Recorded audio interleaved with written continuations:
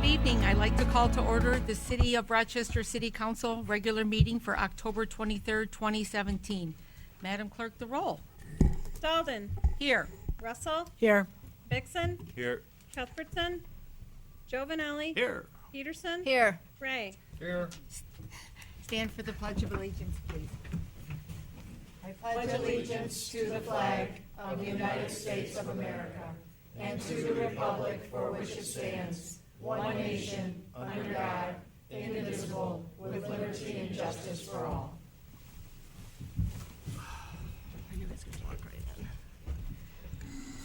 All right, so the first item this evening is recognition of the Sunrise Pinnacle Community Builders Award.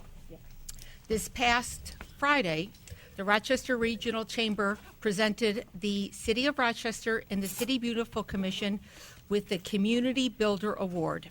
So what I'd like to do right now is congratulate the City of Rochester and its residents and the City Beautiful Commission up to take a picture. We couldn't do it at the award, invite all of them, and I wanted to formally recognize the City Beautiful Commission for all of their hard work. We also have two beautiful proclamations, one from Congressman Michael Bishop and the other from Representative Michael Weber and State Senator Marty Nolenberg. They were there to present, so it was a very nice award. So I'd like to invite them up at this time to get a picture taken.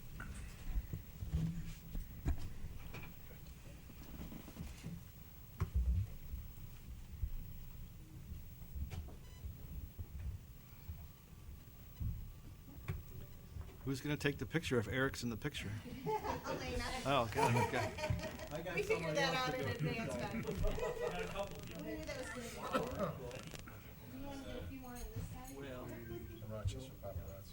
I know, it's it. Would you like us to stand? Yeah, that would be Okay, great. you guys all stand and count up here. And make sure that you can see the council in the back. Can you? Except for me. Go right between that little. You could kneel on the counter. Why don't we have that's it. council come around? Okay. Never have to get the panorama. It's their part. We can stand right behind. We're fine. We're good. Thank you, Stand right Kathy. behind, yeah. Supporting in the Like background. you love each other. Right? Ben, just tell us if And we'll do the same. I'm going to photobomb you guys so I can go back. Ben, you need to go around front. I'm good. Oh, stop with the short jokes. All right? No, it's not. Go on your tippy toes, Ben. I am. This is awesome. 1, 2, 3. Here, click. I did. I got mine. Okay. You should have done We're not done? No. like a selfie. Nope. Okay. I'm thinking of your shoulders. That's it. The wall's Like right out in the there. parking lot. That's it. One more? Okay. We're free, right? All right. It's like my Okay. father. I grew up. Nice job, guys. Thank you very much. You're welcome. And we'll put these in the, Right?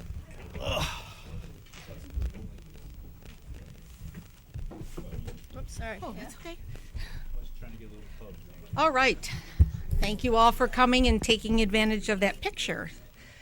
Next, we will do a presentation regarding the sound system operations parameters. I would like to welcome Christy Trevorrow to bring that forward.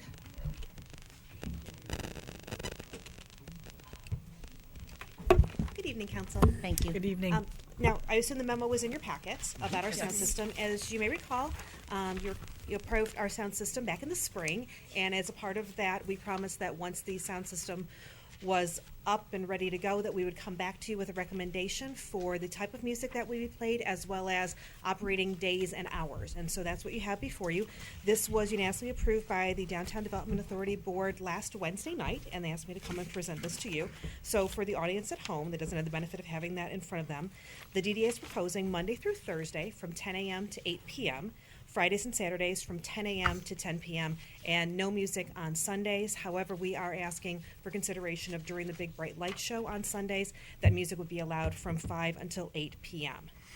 Secondarily, we were talking about programming. Last time I came, we mentioned that we are looking into our satellite radio options because that seemed to be the best way to use the wireless system. There were two options put before us, Pandora for business, and also SiriusXM has a business product as well. As we reviewed the two, talked to the company that actually installs these and has used these, we ended up selecting Pandora. It also happened to be the lower cost of the two, and they had more channels, so it'll be $26.95 a month. I wasn't able to provide an invoice that shows the breakdown of what that cost is, only because we got our first month free because I had a coupon. Anyway, so for our primary channel, we are selecting or hoping to select Easy Listening, which includes artists like Michael Bublé, Frank Sinatra, Jason Mraz, and Nora Jones. We thought that was a nice, although I don't love the name Easy Listening because it makes me think of elevator music, but I thought that was just a nice background type of music. And then the only time that would be altered would be during the holiday season, which we're looking at the Holiday Classics channel, which is your classic Burl, Bing, Dean, Ella, things like that. So that's what we're proposing, and the DDA would love to hear what council thinks. I'll just follow up that we had a spirited debate, We did. and Councilmember Giovanelli was the one that made the motion and came to a compromise. Yes. So, Councilmember Giovanelli. We had to fight off Nick from Avenged Sevenfold and Five Finger Death Punch, but yeah, no, this we did. No, I know, you right? won't. No. Anthrax. What else was it? Yeah. Pantera. That's the other one. But no, in all seriousness, it was a very spirited debate. I want to say it was easily a 45-minute discussion on just music and being respectful of everybody's, trying to reach a happy medium. The request was for longer hours, and we pushed back, or the compromise position was to push back and kind of go with where we're at now. There was a hard request to go and review it after 90 days after the holidays, and I'm like, if there's an issue, we want to know about it now, so let's bring that forth, and we'll make adjustments on the fly, so there's no hard-coded, if something, the one thing I've learned in all my years up here is there's, no good deed goes unpunished, so I'm sure something will happen where somebody will be upset, but we'll bring it back before council and certainly DDA and council and go from there. So this was sort of our compromise, just to kind of give you background, and the music, it's mellow, so it's Yes. hopefully nobody will be offended by Michael Bublé, but I kind of am, but it's just For different. Probably for different reasons, yeah. Right. But no, this will be fine. And then the holidays would be the most fun part. So the Sunday thing, I think, was probably the longest discussion point that we had. Yes. But I can totally get why we want to create the vibe downtown. So for the holidays especially. So. Councilmember Ray, thank you. Thank you. This all looks fine to me. Maybe a more technical question is how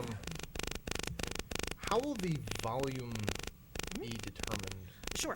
So we've Cell already phones away from the mic, everyone. I think it's your story.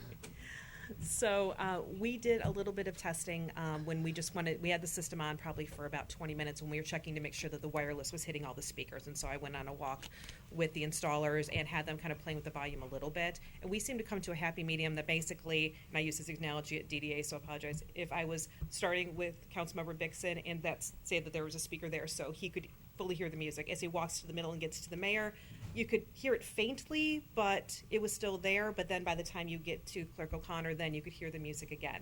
So it kind of had that we could have a nice conversation as we were walking in between. If a truck went by, you did not hear anything but the truck. So that's kind of what we're looking at. It isn't something that every day we're going to be trying. Once we set a volume that is, again, that comfortable level that is only heard right on Main Street and it's not offensive to anybody, and we think we found that area right there. There will be a mark on the volume, and it will stay right there. We have total control over it in our office. No one can just come up and be like, "Oh, I want my speaker louder" or anything like that. It's kind of like one ring to rule them all. It's just one switch to rule them all. So, Got it. Okay. Thank you. yes. Councilmember Peterson. Yes, thank you. And sitting as the liaison, yes, it was a very spirited conversation. My concern is limiting the hours so much on Sunday because it is during the holiday shopping. And I do think that that's something I would like council to maybe think about. So maybe a 12 to 8 because we want people in town shopping. We want to help the businesses. And I just think limiting it isn't going to really be really good. Any other discussion? Yes, Mayor Protem. Thank you. As you probably all know, I did not vote for this. Although once the vote is taken, council's going forward, DDA is going forward, so I must go forward with you. So I have a question on if there's a problem, does the chief, the police, or if there's a problem with it, let's just say it gets whacked out, someone hacks in and we have crazy stuff going over the speakers, how is that controlled?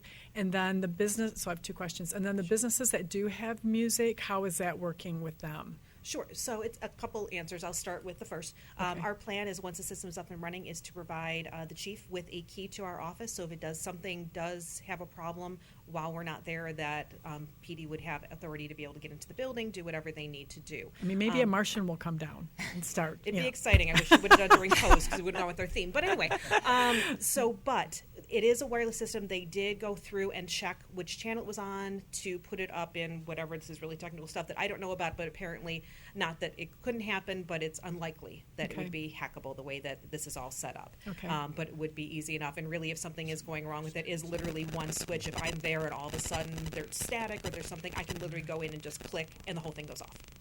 I guess the So it's static pretty in easy the that way. if it gets off kilter, that's my concern. Like if it's Saturday afternoon and no one's in the office, and then I'll be hit. I mean, I don't know. I'm hoping that we have no issues, but if we do, is there a backup plan? Sure. The only way that there would be a problem is if power goes out, and then maybe if it comes back on, it resets. But my understanding is that when it resets, it sets to its last setting, which would be either the Least Listening or the Holiday Classics.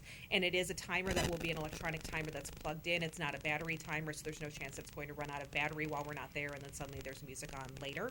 But again, we haven't used the system, so we don't know all the little tricks in it. So pretty much, especially during holiday, I'm just here all the time. And of course, police is here all the time. So between the two of us, I think we should be able to be on top of it. The timer has not come in yet. I asked them to wait until we finalize timing so they could come in and show me the first round of how to time it. Back to asking about the businesses. And a few businesses do have their own speakers, and we are not going to ask them to stop that. A few have already said that they're going to. But I know like Home Bakery, for instance, they have a speaker system that goes along with the theme of their window that they do for holiday. So when they had the Frozen window, they were playing Frozen music. We're certainly not going to ask them to stop that. And really, there isn't a hook and bell right on their corner, so they don't have a speaker directly in front of their business. It's a little bit farther down, more towards Naps. Okay. So I don't think it's going to interfere with anything, and their speaker is certainly louder than ours would ever be. Okay. Yeah. So just to back up to, let's say we lost power for 5 hours, and if it's just plugged in, then it's just. So how is that going to work? So if we have a power outage, generally, then we have a problem with the light show too. So I will be here. But anytime that now that we have this will just be another little check on my to-do list that when we have a power outage, one more thing that I have to think about. Okay. So that's what it'll be. I want to just be assured that we do have a backup plan. So it sounds like the chief is the backup plan. So we're all Chief's set to always go. my backup plan. Yes. All right. But yes, one way or the other. But it'll just be added to our regular to-do list when power goes out, holiday or not. That's something that we have to be thinking about. All right. Thank you. Any other council members? I feel pretty confident because of the good discussion that we had, because the first introduction wasn't anything that I was happy. I'm really glad that everybody came to a, good dialogue, because we were concerned about the neighbors, we're concerned about the noise, we're concerned about everything. So I think it was a good discussion. So, Councilmember Giovanelli. Thank you. Based on that, I'd like to make a motion to go ahead and to approve the recommended times as suggested by the Downtown Development Authority, and ask that any issues that come up, the council is made aware of them, so we can help in the best way that we possibly can to.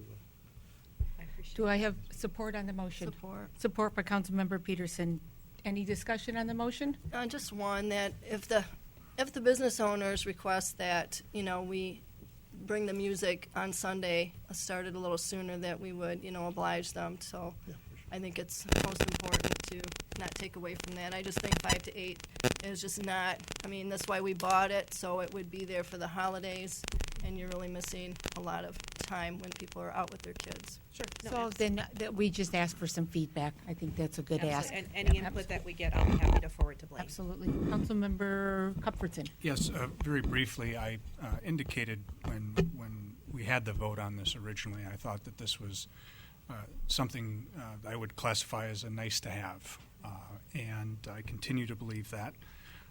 I'm hopeful that that will be proven to be something that is enjoyable and accretive to people's experience in downtown. sometimes a bit of peace and quiet is okay as well. So I do hope that there is a real sensitivity to how this works, and that both the DDA and the City Council will consider the public input we receive seriously and quickly. With anything new, I'm reminded that there are going to be fans of it and people who dislike it spiritedly and won't be afraid to share their opinions. But hopefully this does not become a distraction or something that consumes a disproportionate amount of time and resources, because again, I think it is something that is nice to have, and it would be, I think, a mistake to spend a great deal more time with this. So with that, I will conclude my remarks. Thank you. Any other comments? I'll go ahead and take the vote. Madam Clerk, the roll, please.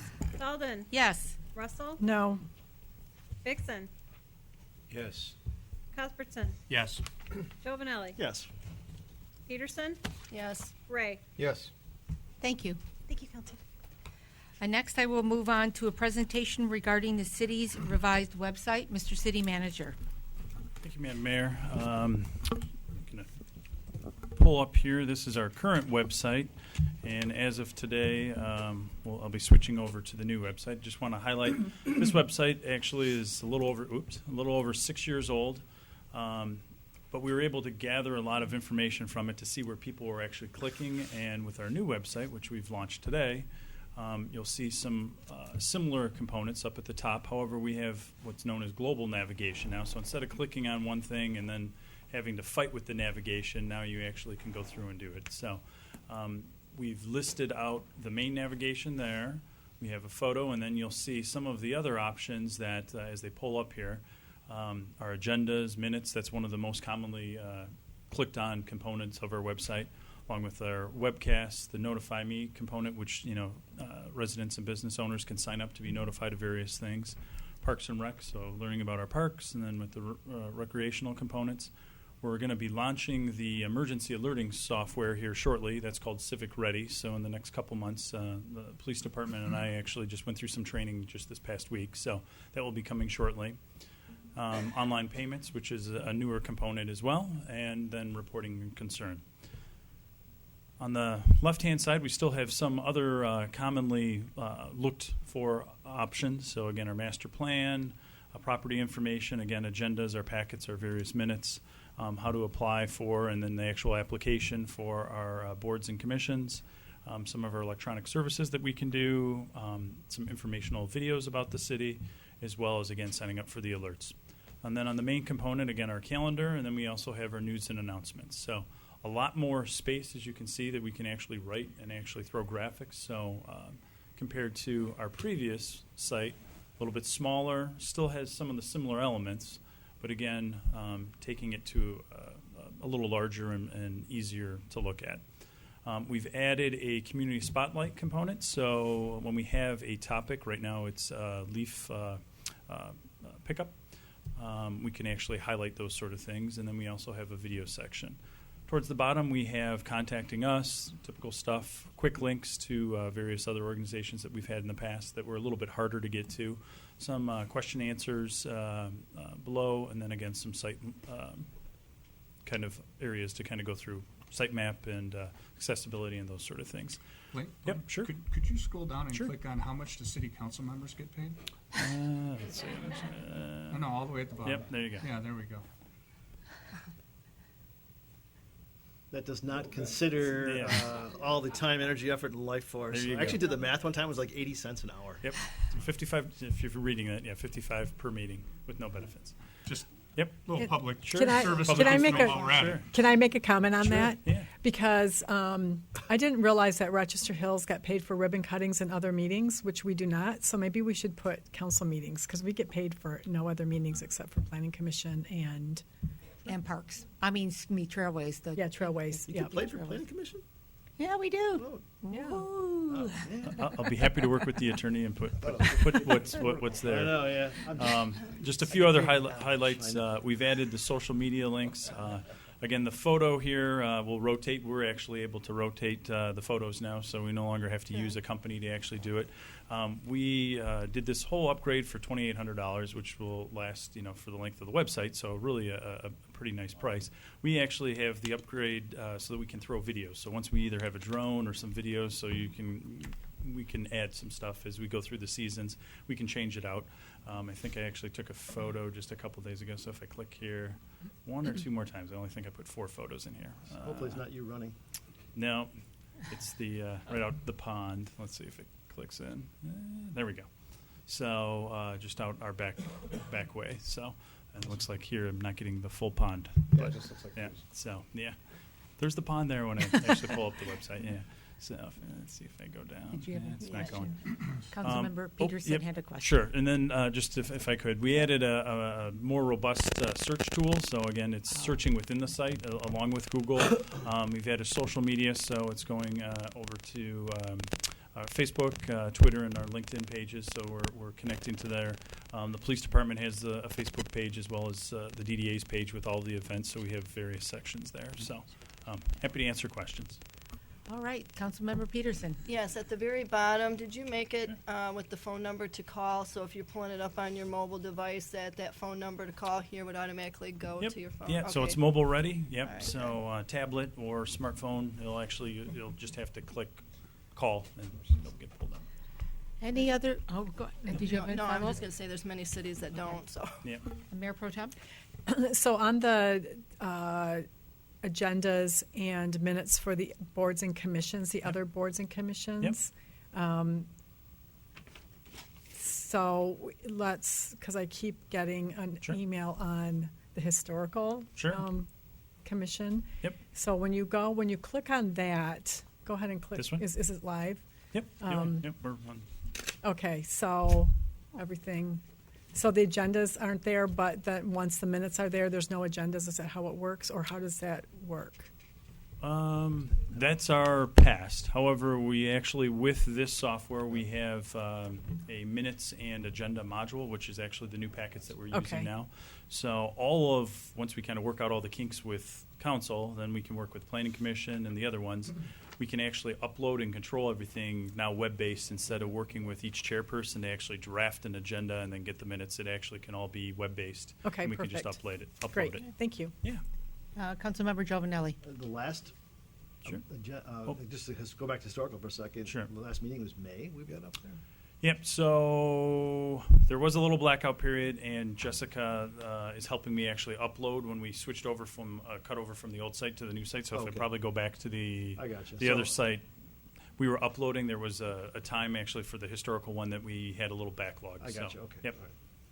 God, you just said it was live. It's like Nope. Yeah. So it is Little live. We did behind have on about a minutes. 45-day cutover when we were uploading, still using our current site or now the previous site, and we do have 30 days. We'll still be able to go back and forth and pull stuff from the former site.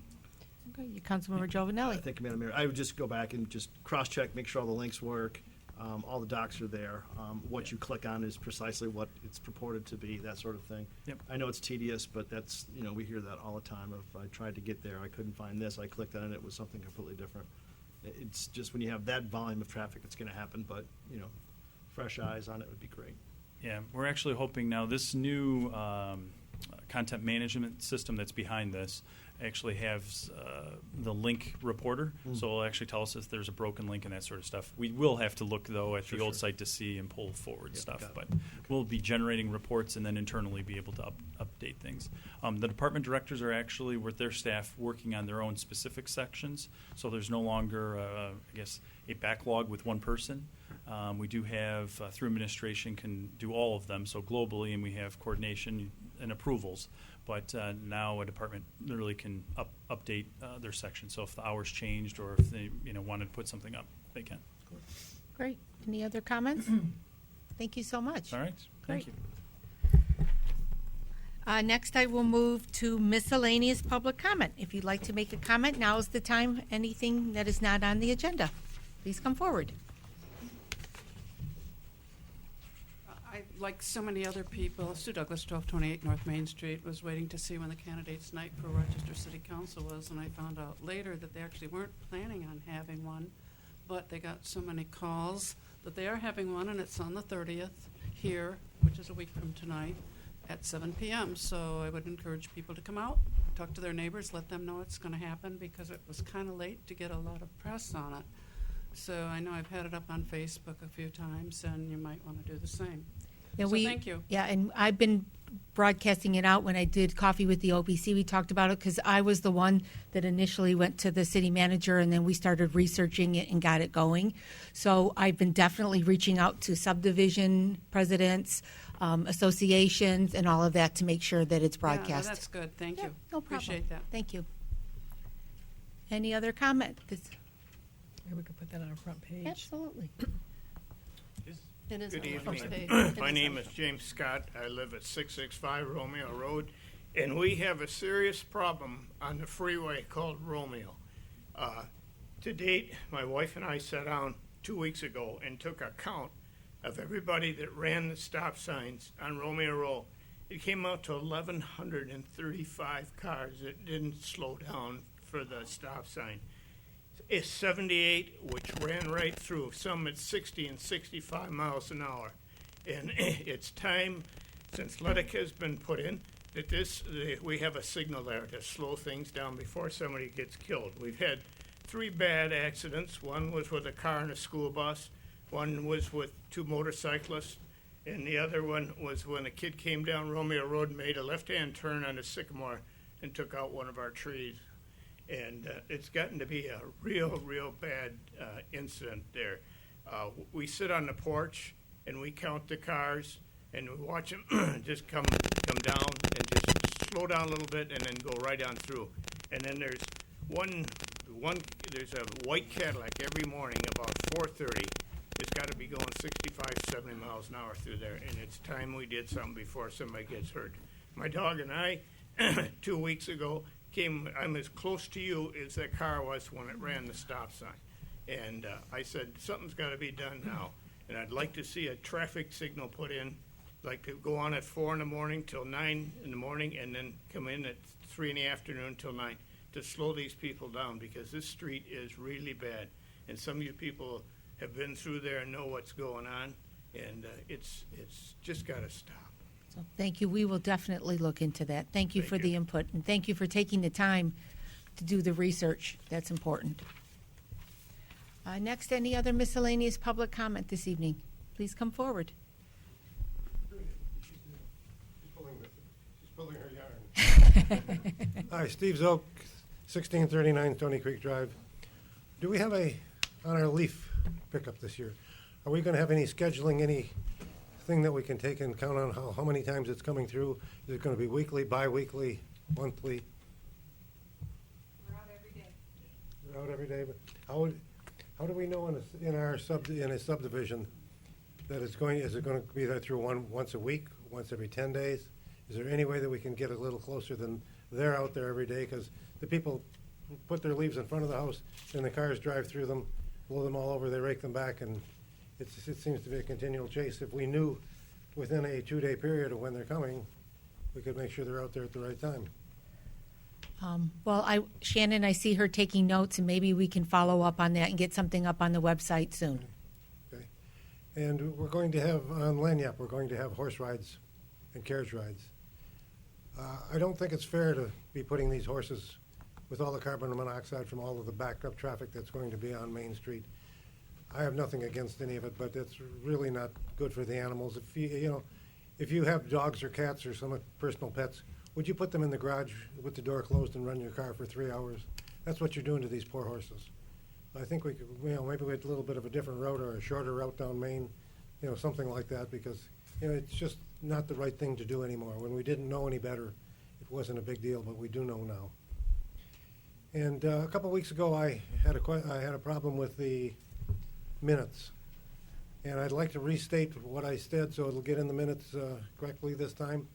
I'm opposed to any capture of taxes from any residential unit in the city going to the DDA. I think all residential taxes should go into the residential fund and not into the DDA, PSD, TIF, or anything that does something other than takes care of residences. Okay. And, that's what I have there. And another thing is, I looked at the voting record now that we have an election coming up, of how many people are voting out here. I think we should also make it a mandate that anybody who's on a board or commission should have voted within the last 4 years, because the voting record in the city, especially my subdivision, is atrocious. It's just something we should be ashamed of. But I thank you so much for your time, and have a wonderful evening. Thank you, Mr. Zook. Any other miscellaneous public comment this evening? Okay, we'll go ahead to the regular items on the agenda. Next, we have the approval of the minutes, consideration of the minutes of the regular meeting of October 9th, 2017. So moved. Support. Motion by the Mayor Pro Tem, support by Councilmember Peterson. Any discussion on the, yes, Mayor Pro Tem. Yeah, on page 1, it might be helpful when we're changing the minutes to put what the change was. For instance, under page 4 with rah-rah discussion, maybe just a quick whatever that discussion was on that. And then page 2, under Paul Wintermantle lived in the area about the tree. I think he was talking about an apple tree, not the tree that was coming down. But I could be wrong on that. I got a call on that, but I don't know if it's important to him, so it's important to us. On page 3, I'm thinking I asked after Joe Vanelli spoke on the tree on the development, I asked if the drawing that was presented to us in the packet had been redone at any time, and they said it was the original and the date, but I don't see that in the minutes, and so I would love to have that in there somewhere in that time frame whenever I spoke. Then on that same page, when it says Bixson favored going out to bid, the city manager actually spoke after that about, because that would make sense, and it still kind of makes sense that it would go out to bid, but there was a good explanation of why that did not go out to bid, but I don't see the explanation anywhere. And the last thing is on page 4 of 6. Russell asked about the lump sum fee. I also asked that the request for the city services to be included in this report for the DPW, the Rochester Fire Department, and the Police Department. And I know that that was written down, but it's not in the minutes. Any other adjustments? Madam Clerk, do you have those? Madam Clerk, the roll, please. Belden. Yes. Russell. Yes. Dixon. Yes. Cuthbertson. Yes. Joe Vanelli. Yes. Peterson. Yes. Ray. Yes. Next, we have approval of the consent agenda. We have 9 items this evening. Receipt of a check register report. Consideration of a special event application from the Principal Shopping District Board to provide holiday horse-drawn carriage rides on November 25th and every Friday in December. Item C, consideration of a special event application from the Rochester Regional Chamber of Commerce to hold the 66th Annual Rochester Hometown Christmas Parade on Sunday, December 3rd. Item D, consideration of a special event application from the Principal Shopping District Board to hold the annual Lanyap celebration and Big Bright Light Show on Monday, November 20th from 6 to 9 p.m. at East 4th Street from Main to East Alley.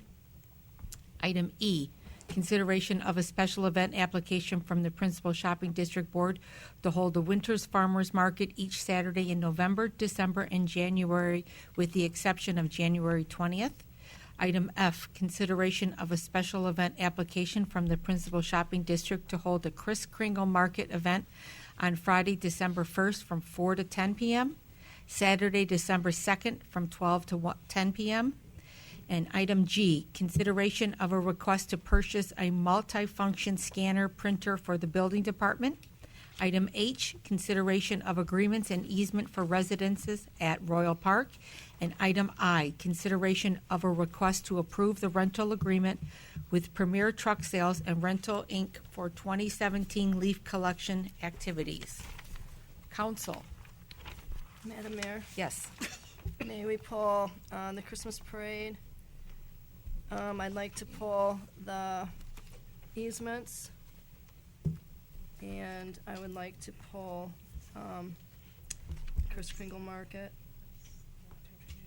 So we are pulling C, F, and H. Are you approving A, B, D, E, G, and I? Are you making a motion for that? I'll make a motion, even though I'd like minutes to reflect the residents' concern over the horse-drawn carriage rides. Okay. So we are pulling, you are making a motion to approve A, B, D, E, G, and I. Correct. Do I have support on that motion? Support. Support by the Mayor Pro Tem. Do I have discussion on that motion? Madam Clerk, the roll, please. Belden, Yes. Russell, Yes. Vixen, Yes. Cuthbertson, Yes. Jovenelli, Yes. Peterson, Yes. Ray. Yes. Thank you. Next, I will take consideration C, and you have questions. Yes, ma'am. Thank you, Madam Mayor. Regarding the Christmas parade, I was under the impression that there was no charge this year, and I see that the fees are listed on the application. And also, my concern about this is the Chris Kringle Market is ending Saturday night at 10 o'clock, and I know there's a whole bunch of stuff that has to be taking place for the Christmas parade in the morning. So I wondered how that was going to really, if it was going to be a burden or not for the DPW. So it's kind of like killing two with those. So, yeah, so let's start with C. Chief, do you Yes. have a response for item C? Sure. Also, representatives here are of the chamber. We list the costs for every event as information as to what those costs are for the city to support any event. Charges, as in any event, are the same for the remainder of this calendar year for any events that incur expenses over $1,000 and then 10%. So there is charges as there are for any other event that occurs in the city, and there's a change for 2018 to a different pricing strategy or scheme. But the important part here is these costs are what the costs are and have been included in event applications throughout the year.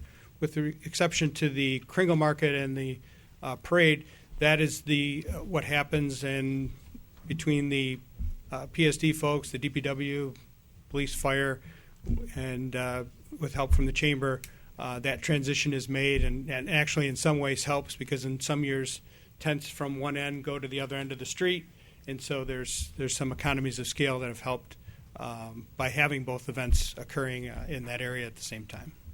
Okay, thank you. No, I just wanted to make sure that no one was going to be, overworked trying to maintain all of that fun stuff. I appreciate it. Hi, Megan. Yes. Also on the Kringle, this is how we've been doing it ever since we moved Kringle up to the site, closing at 10 o'clock. The chamber uses the same rental company we do, so a lot of our rental items they literally pick up and they move across the street. So parade is actually setting up on East 4th Street while we're closing down on West. Okay. So really, the only thing they put on our side are the bleachers. Everything else on our site just gets taken away. Their main setup is on the east side. Okay, I just wanted to make make sure that everyone had it, and I'm glad you had it all planned out. Certainly. So, all right, and then I'm I'm sorry. Excuse me. Yes. Mr. Crawford. Oh, yes. Excuse me, and certainly, Mayor and Yes. City Council, on behalf of the Regional Chamber of Commerce, it is the way it's happened in the past, Ann, and it's amazing the work that gets done with the cooperation and how that whole Chris Kringle Market gets changed and everything gets set for the parade. So the city does a fabulous job of doing that, and it's never a problem. A lot going on, but never a problem. It gets taken care of. That's So awesome. that's not a problem. Thank you. So, and then Elena just kind of wanted to mention a couple things. You mentioned about the 66th annual Christmas parade, but she's got a couple quick things she just wanted to share as well. So, Just state your name for the record. Elena Campbell. Thank you. Hi, everyone. I haven't had a chance to meet everyone here yet, but I'm the new president of the Rochester Regional Chamber of Commerce. Replaced Sherry in March, and I'm really excited to be part of the 66th annual Christmas parade. Have brought my children many years to see the parade, so now I get to really see How it works. and I'm very thankful for this gentleman right next to me, who is chairing the committee. But the 66th annual parade, sponsored by Genesis Credit Union, of course, is Sunday, December 3rd. We chose the theme Vintage Christmas. Perfect.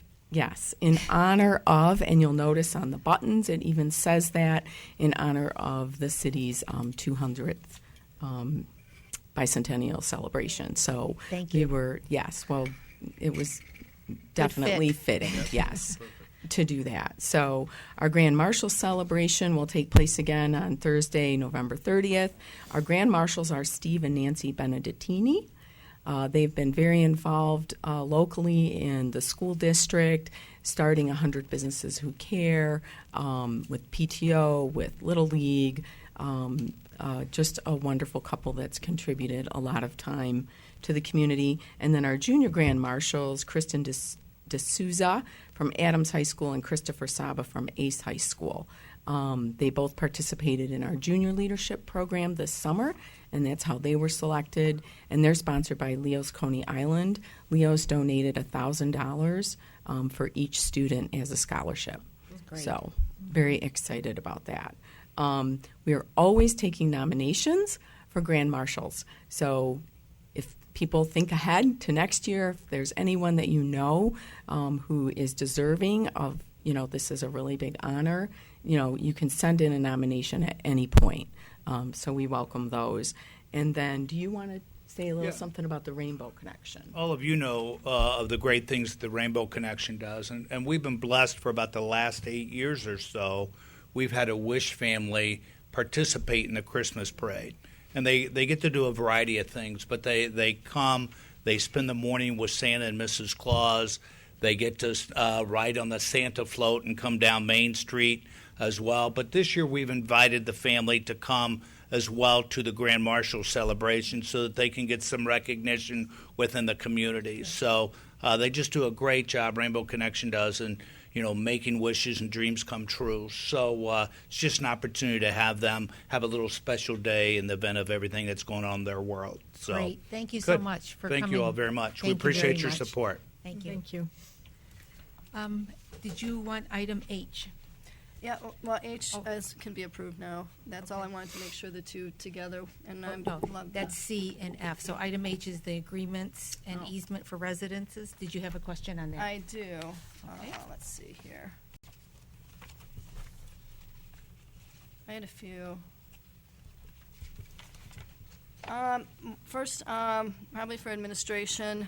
I know with the water main hydrant easement, wanted to make sure that fire chief is always talking about the size and the being sufficient for that. Are there any concerns moving forward with this here that would? Nope, both Public Works and Fire have signed off. Okay, awesome. And then it's also in the bottom of the storm water drainage. It's on the last page of the master deed. It states that, I wanted to know whether or not if the city were to initiate the access to those to make a repair, who is liable if something goes wrong, the developer or the city? Because it states that the developer will take on most of the liability. Mr. City Attorney or Mr. City Manager? I'm sorry, which agreement are we referring to? On the last page of the master deed. Or actually, no, your question, last of the referral from the city manager, or from you and the city manager. It's on the last page. Are you referring to the memo? Yes, correct, Okay. the memo. Oh. Yep, Sorry, I was looking at the and that's actual fine. master document. It's the way it's a two-sided, can't be. So the stormwater drainage easement agreement, Mm-hmm. that's the one you're referring to. Okay, so that is an agreement between the other property owners and not the city. The city is not a party to that one. Okay, it just states right above there, though, if there is ever a time where the city needs to access the property to address health and safety issues regarding the water main and related equipment. As to that, the agreement does not directly involve the city, so I was wondering who would be ultimately responsible, or if anything would be on the developer. So if the city needs to address or to have access to the property, that's the water main easement Mm-hmm. and the easement for the water main valves. Okay, well, I was, in reading through this, it states that the developer would be responsible for anything, so I just wanted to make sure that it was clear going forward. Yeah, it's the developer and the, I was going to say the developer and, The developer is responsible for all of the work going in. Afterwards, the maintenance is taken care of by the property owners themselves. The water main easement has been granted to the city, but through that agreement, they're saying we also have right to access the property in order to get to our water main easement. So anything that we do with our water main would be our responsibility. Anything that they do to their stormwater system is their responsibility. They're just giving us access across the property. All right, so after it crosses the line there, that's all on the condo. Okay, I just wanted to make sure that it was clear in there. All right, thank you. All right, so do we have a motion to approve C, F, and H? Yes. Motion by Councilmember Peterson. So moved. Support by the Mayor Pro Tem. Any further discussion? Madam Clerk, the roll, please. Sullivan. Yes. Russell. Yes. Dixon. Yes. Cuthbertson. Yes. Giovanelli. Yes. Peterson. Yes. Ray. Yes. Thank you. Next is the first of 3 public hearings. The first is public hearing regarding a zoning ordinance text amendment regarding establishing a transition T district. Ms. Planner, Lydia. Thank you, Madam Mayor. Continuing the City Council's implementation of the master plan, 3 districts have already been adopted by the Council. The next district before you tonight is the transition district. The city manager is bringing it up there so you can see the boundaries over there. This is one of the smallest of the new districts that we are implementing. It is just 2 blocks wide. It extends between Walnut and Pine from East 1st to East 4th. So it's just 2, very few properties are within this area. It's truly called a transition district because it is intended to buffer the single-family residential uses further west from the core downtown and the downtown edge 1. That is... Yeah, that's the next one. That is downtown edge 2. Yeah. Okay. Bless you. So the use profile that is included in the transition district is also lower in intensity, something that will act as a true buffer. The design standards that are included in the ordinance. That's not it either. It's the third one, of course. Yeah. We went backwards, but that's okay. We'll get to it in a second. Save the best for last. There we go. It's really... But I'd let you control. It's a really small district, like I mentioned. It only extends from Walnut and Pine, West 4th to West 2nd Street. So it's got just 2 blocks in it. There are a couple of historical properties over here that have already been rehabilitated and or redone. The design requirements for this district are specifically intended to protect the single-family residential uses, such as all access, primary access being restricted off Walnut only. They will be allowed off onto Pine only if it's required for building code or safety issues as a secondary means of access, not as a primary means. The district also has specific setback requirements, which would have landscaping in there as a buffer. The Planning Commission discussed the district extensively and put in limitations on any commercial uses that would have an outdoor component or any rooftop terraces to restrict the hours of operation and any noise that is generated. The whole intent behind this district is to act as a true buffer. Currently, the transition does exist over there. In our current zoning ordinance, it's called as a Walnut Transition Zone. Now we are creating a true transition district, which is more controlled and clear in the uses that can be permitted in there. So this is our smallest of districts. Further to its east is the downtown edge 1, and then we have the core downtown, the central business district, where the cursor is. So, and further west of the transition district is the single-family residential neighborhoods. So the district is intended truly to be transitional as you're moving from the intense commercial uses down to single-family residential uses. So what I'll do, Vidya, now is open the public hearing, and then close the public hearing, and then go to council. So I'm going to open the public hearing. So if anybody would like to come forward regarding the transition district, please come forward at this time. Going once. Madam Clerk, any correspondence? No, Your Honor. So if everyone's okay, I'm going to close the public hearing and now go to council. Councilmember Giovanelli. Thank you, Madam Mayor.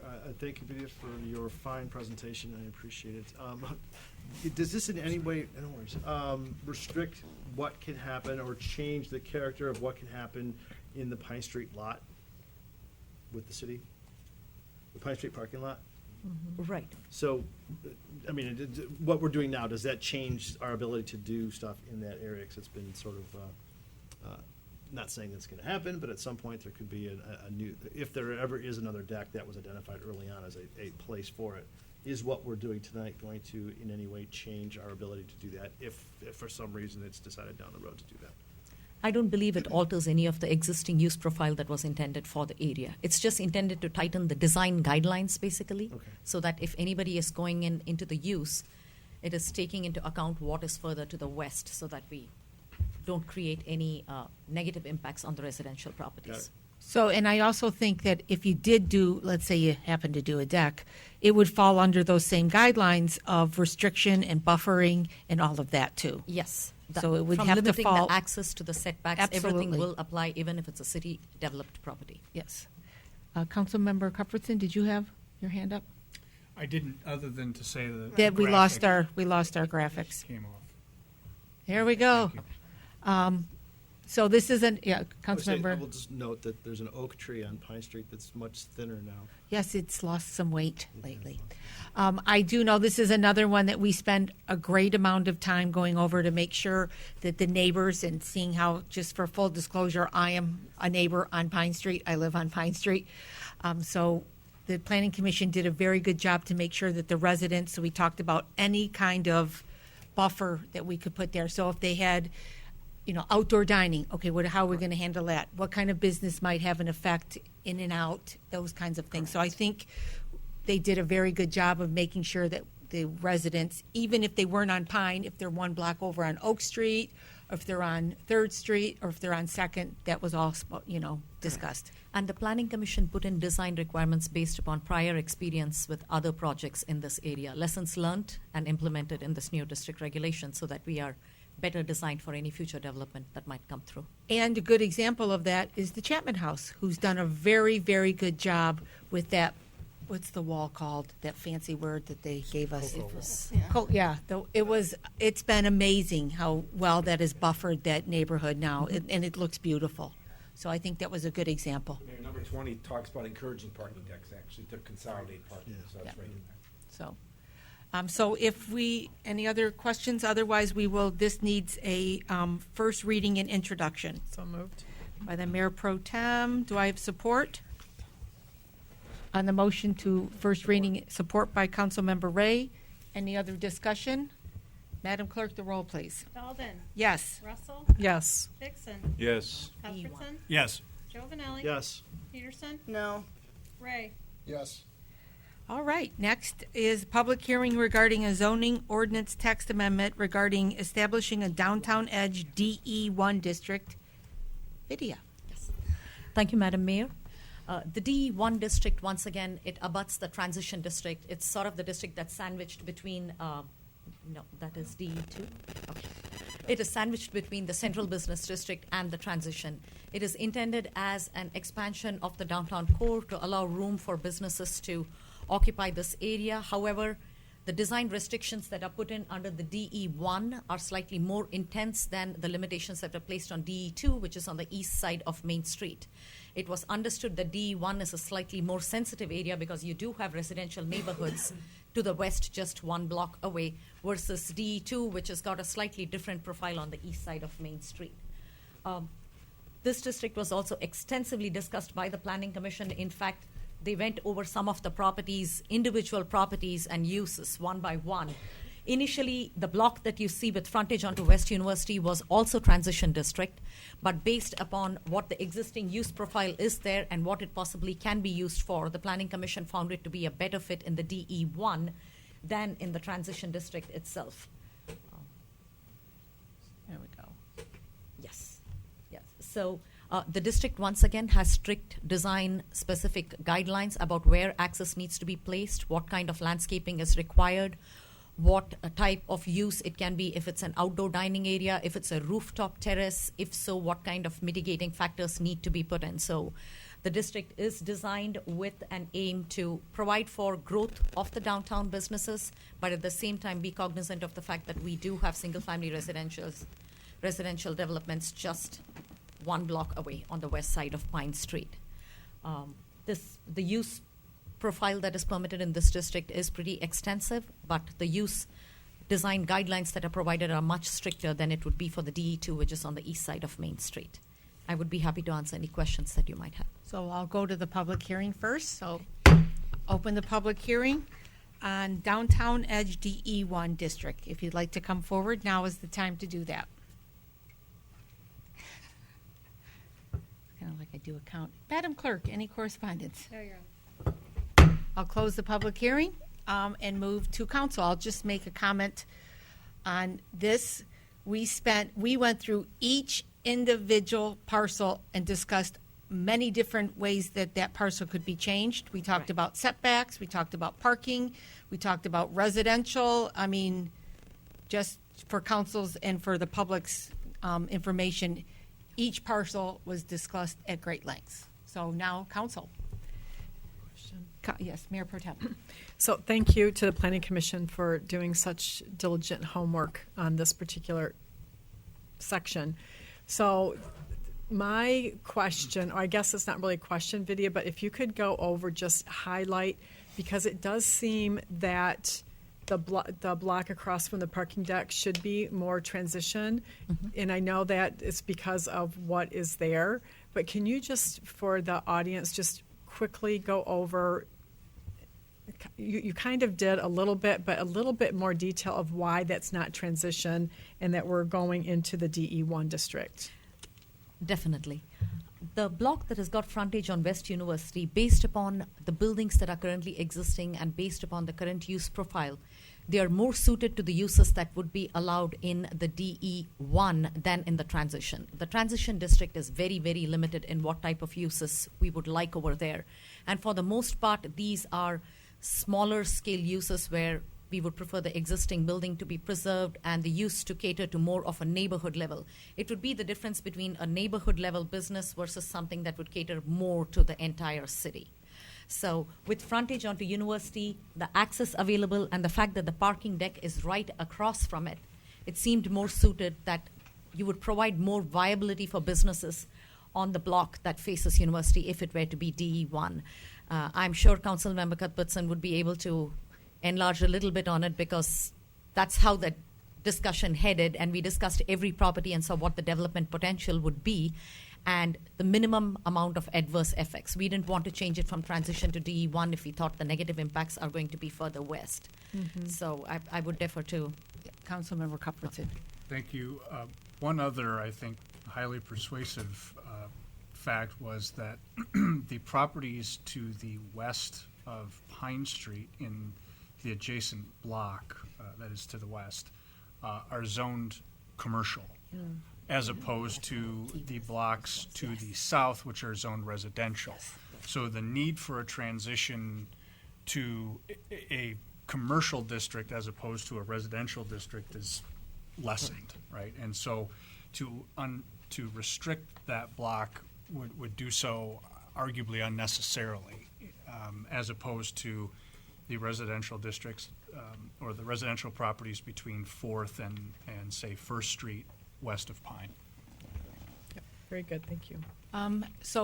What is needed on this is first reading and introduction for the Downtown Edge District. Do I have a motion or any motion by the Mayor Pro Tem? Do I have support on the motion? Support by Councilmember Ray. Discussion on the motion. Councilmember Peterson. Yes. And the reason I'll vote no on this one as well as the transition is because with getting ready to do the sustainability study, I really think that should be the guiding force with some of this here to make sure that nothing else, that we are doing best use for this here of what we're choosing to do with it. Mm-hmm. And I think it's just a little too soon. I know, and I appreciate everyone's hard work on it because it does shed light onto what we have and, and looking at every property of how it's going to affect them. I just think that in the big picture now, with everything that's going on, that once that study is done, I would like to see all this incorporated to how that's really going to be affected. and that was my anticipation. So I just think we're doing it a little too soon with all of these properties. That, if I may just make a point, I think that's a point well made. However, I do want to clarify that the sustainability study will take into account what the master plan recommends for this area. So the sustainability study is not going to make a recommendation for uses in this area. It's in fact going to take what the master plan has recommended and make a determination that this is what that area can sustain, or this is what the impacts will be at full build out. So the master plan will be the guiding light for the sustainability study. So it is in the right order. The sustainability study is not going to, in reverse, make the decision as to how the master plan should dictate uses in the area. So the order of doing it, we are moving in the correct order. No, and I appreciate that because I know you know what you're doing.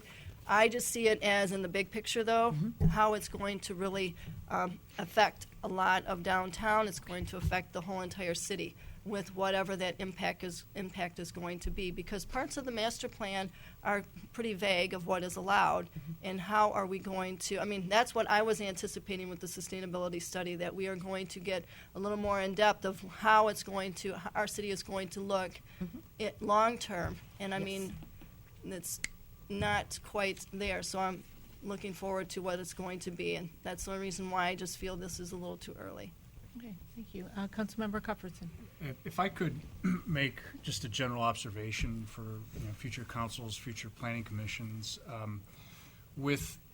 so Walnut Street is a very wide right-of-way, same as Main Street. I believe it's either 100 or 150 feet. I can't recall which.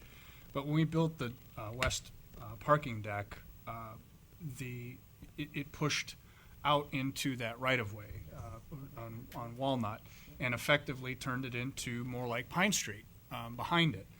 And so I think that we ought to consider in the future doing one of two things on the blocks to the south of the parking deck, that is between 4th and 3rd and 2nd, is to either potentially vacate that right-of-way and allow development to happen with the parcels to the east of it, which would allow for the buildings to get built more towards the west and keep a potentially lower profile, because in order the land costs that are there right now require pretty ridiculous density, and that means height that will never be permitted when you do a line of sight test behind looking from the other side of Main Street. You just can't get a tall enough building, and if we always want to have private parking lots back there, then I suggest we leave it the same. But if we want to see something change in terms of getting that to a higher and better use and still maintain the height or to lessen the height somewhat, allowing the buildings to move to the west in that right-of-way, that there's a handful of parking spaces, but the fact that that whole boulevard has been changed by the platform, I think, calls on looking at that differently. Alternatively, you could put a green stripe park all the way down it and do something linear in that way. But that obviously isn't necessarily for discussion tonight, but I just wanted to share that observation because we talked a little bit about that at the Planning Commission. Yeah, we talked in setbacks and that. We did talk about moving. And, that when you come north on Walnut and there's that bump out at 4th Street, it's very, it's kind of sudden there, and it really makes for a strange intersection. So I think, completing either more development or more park along there would finish that block in a more coherent way. So thank you, Madam Mayor. Thank you all. Madam Clerk, the roll, please. Sullivan. Yes. Russell. Yes. Dixon. Yes. Cuthbertson. Yes. Giovanelli. Yes. Peterson. No. Ray. Yes. Thank you. Next, we will move to a public hearing regarding a conditional rezoning for 929 West University Drive from an O2 restricted office to an O1 limited office designation. Thank you, Madam Mayor. Thank you. This petition was before the City Council for scheduling. It is a request from Khaldoon Tarabin to rezone a parcel of land from O2 restricted office district to O1, which is the limited office district, to allow for a medical office use. Under the provisions of the state law, the applicant is requesting a conditional rezoning of the parcel. Conditional rezoning basically means the applicant is requesting the rezoning under specific statement of conditions that is being offered up by themselves voluntarily. In this case, the site is located at the southeast corner of West University and Helen. There is an existing 19,470 square foot building. Within the building, the applicant wants to have a 3,500 square foot dental office. The rest of the building will still be occupied only by O2 restricted office users according to their own proposal. The site is consistent with what the master plan advocates for this area, which is office uses, so the proposed change to conditional rezoning to O1 is not inconsistent with the master plan. The site does have 54 parking spaces with an additional 25 spaces provided through a shared parking agreement with the St. John's Lutheran Church, which is located immediately to the west. So overall, they'll have 79 parking spaces. Between the existing spaces and the shared parking spaces, they will more than meet whatever their parking requirement is. They are not going to be under. They did appear before the Planning Commission for a public hearing, and the Planning Commission recommended approval of the conditional rezoning of the property from O2 to O1, subject to the statement of conditions offered by the applicant. Should the applicant ever violate any of the terms of the rezoning, the property automatically reverts back to its original O2 restricted office zoning. Hi, Welcome. My name is Ronald Simon. I'm here on behalf of the petitioner, and I agree with everything that was said. 72, I just want to reiterate, 72 parking spaces are needed, and with the easement with the church next door, we're going to end up with 79 parking spaces, so we'll have 7 extra parking spaces. I talked to the city attorney, and they wanted a statement in that easement that if it ever gets modified, the city of Rochester has to approve that modification, and that's in there. That's in that easement agreement, which I put in my package. And I'm just here to answer any questions you may have. So what I'll do is open the public hearing, and then if we have any. So I'd like to open the public hearing, and any comments, please come forward.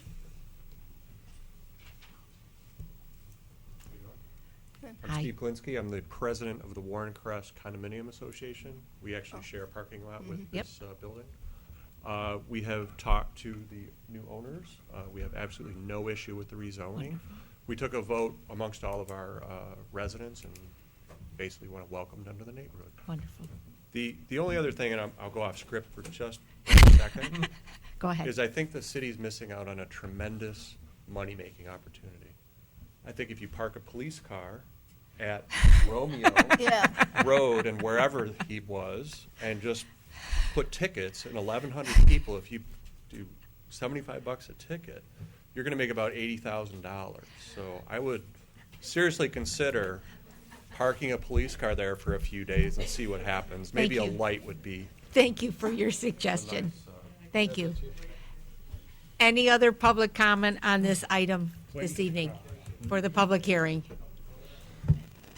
Madam Clerk, any correspondence? So I will close the public hearing and then council. So does anybody have any, Mayor Pro Tem? Yes, so I have 2 questions. So on the shared parking, is there going to be a sign that says overflow parking is here across the street? And then I was going to drive by there today. Like, how do the pedestrians get across then? Is there like a little crosswalk? Well, as to the first question, this shared parking has been going on for some time. Okay. It's been going on for years. I'm not aware of a sign that says overflow parking, basically park next door, so I'm not aware of that. I would assume that they're going to cross the street, at University there where the sidewalk is. Okay. Okay. Otherwise, they'd be jaywalking right across Helen Street there if they didn't do that. Right. Yeah, but this has been going on for quite a while. So does the dentist office, does that, like, really, is a patient load a lot heavier, or is that, and by the way, thank you for coming up and being supportive. That is awesome. We hardly ever hear that. Yeah. So thank you. Well, so is the patient load, should we be concerned about that, or is it kind of the same where you're at?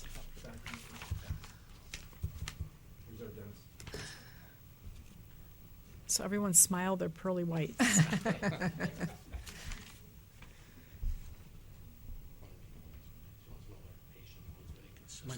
My name is Cal Turbin. I'm the dentist. So what was your question again? So is the patient load different? Like, should we be concerned about, because the overflow, if it's like a couple people coming in and out, it's fine. It's because you've been doing it for a long time. But if the patient load is significantly different, maybe there should be a sign or something. So it does, I don't know. I'm just asking. Yeah, I think the overflow parking, which will be in the church, will be for my staff primarily. Okay, that makes yeah, sense. Exactly, and then we will have a designated 10 parking spots for the office.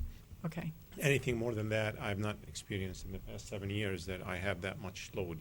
Okay. Now our business hours are Monday, Tuesday, and Thursday, 9 to 6.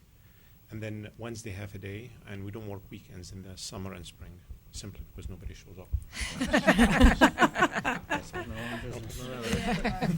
Okay. Thank you. Very good. That makes sense. Thank you. Councilmember Peterson. Yep. I'll just add, it's in my neighborhood, and people do jaywalk across there to go to church every day, so on Sundays, and the whole area, but it's, in 30 years of living here, it's been good. I would like just to make a motion to approve as presented. Thank you. Do I have a support? Support. Support by Councilmember Cuthbertson, motion by Councilmember Peterson. Any other comments? Madam Clerk, the roll, please. Dalton. Yes. Russell. Yes. Vixen. Yes. Cuthbertson. Yes. Chauvinelli. Yes. Peterson. Yes. Ray. Yes. Thank you. Thank you very much. Thank you. And best of luck with that new little one. Yes, I see that. Whoa. Oh, my. TikTok. Yeah, Chief, maybe you should follow him home. Next is legislative deliberation. First item is consideration of a request to affirm condemnation of the structure located at 463 Springview Drive, Rochester, Michigan, and authorization of a building official to engage a contractor to demolish the structure. Mr. City Manager. All right, the motion or the reading of the item actually kind of covers this one. A little bit of background. This particular structure was in a house fire that was very significant. Both the building official and myself and police and fire feel that this is really an unsafe structure. We don't want animals and other things really getting into this. So, Before winter. Yep, definitely before the winter season. So, we're seeking authorization to allow the building official to engage a contractor to demolish the structure. So do I have a motion? So moved. So moved by Councilmember Peterson. Support by Councilmember Giovanelli. I will just say that this is always good to do before the weather gets bad, and I'm sure the neighbors will greatly appreciate this. So, Madam Clerk, the roll, please. Dalton. Yes. Russell. Yes. Vixen. Yes. Cuthbertson. Yes. Chauvinelli. Yes. Peterson. Yes. Ray. Yes. Next is consideration of a request to schedule a public hearing regarding PY 2018 CDBG funds. All right, I'll start to describe some of those if I can. So that's planning year 2018, Thank you. and then it's our community development block grants. I usually read it, but I've gotten. Yep, our acronym. So, and when would the schedule for the public hearing be would on? be November 13th. November 13th. Make a motion to approve. Motion by Councilmember Peterson. Support. Support by Councilmember Giovanelli. Madam Clerk, the roll, please. Dalton. Yes. Russell. Yes. Vixen. Yes. Cuthbertson. Yes. Chauvinelli. Yes. Peterson. Yes. Ray. Yes. Next is consideration of an ordinance to amend Chapter 4, Alcoholic Liquors, Article 1 in general, Sections 4-7, conduct of persons less than 21 years of age to mirror new state law changes, introduction and first reading. Mr. City Attorney? Yes, thank you. Before you is a reactive ordinance amendment, which actually is going to be proactive. The state law was changed with regard to what we refer to as MIPs, or persons under 21 possessing or consuming alcohol. Previously, first violations were misdemeanors, non-jailable, but misdemeanors nonetheless. The legislature in our state has changed that ordinance now, or that statute, to make the first violation a civil infraction, and then the progressive penalties start from there. So the first one is a civil infraction. The second one and all the other ones are misdemeanors. So this the city always attempts to be consistent as to avoid any type of preemption claim with their ordinances. So this, while there's a lot of red ink in it, it really is to mirror state law. And there's prior judgments that when they're figuring out which violation this is, then there's a whole list of statutes such as selling alcohol to a minor, transporting, operating a motor vehicle while impaired or intoxicated, and so forth. So when the graduated penalty provisions are involved, the statute, now our ordinance, would define prior judgment of guilt. So at this point, if City Council is comfortable, I've taken this ordinance amendment would not take effect immediately upon publication, but takes effect January 1, 2018, which is the same time period as the state law. So if City Council is comfortable, then the requested action I'm seeking is to introduce this ordinance amendment for first reading and introduction. So do I have a motion for? So moved. Motion by Councilmember Peterson, support by Councilmember Giovanelli. Any discussion on the motion? Nope. Mayor Pro Tem. I just had one question. So on section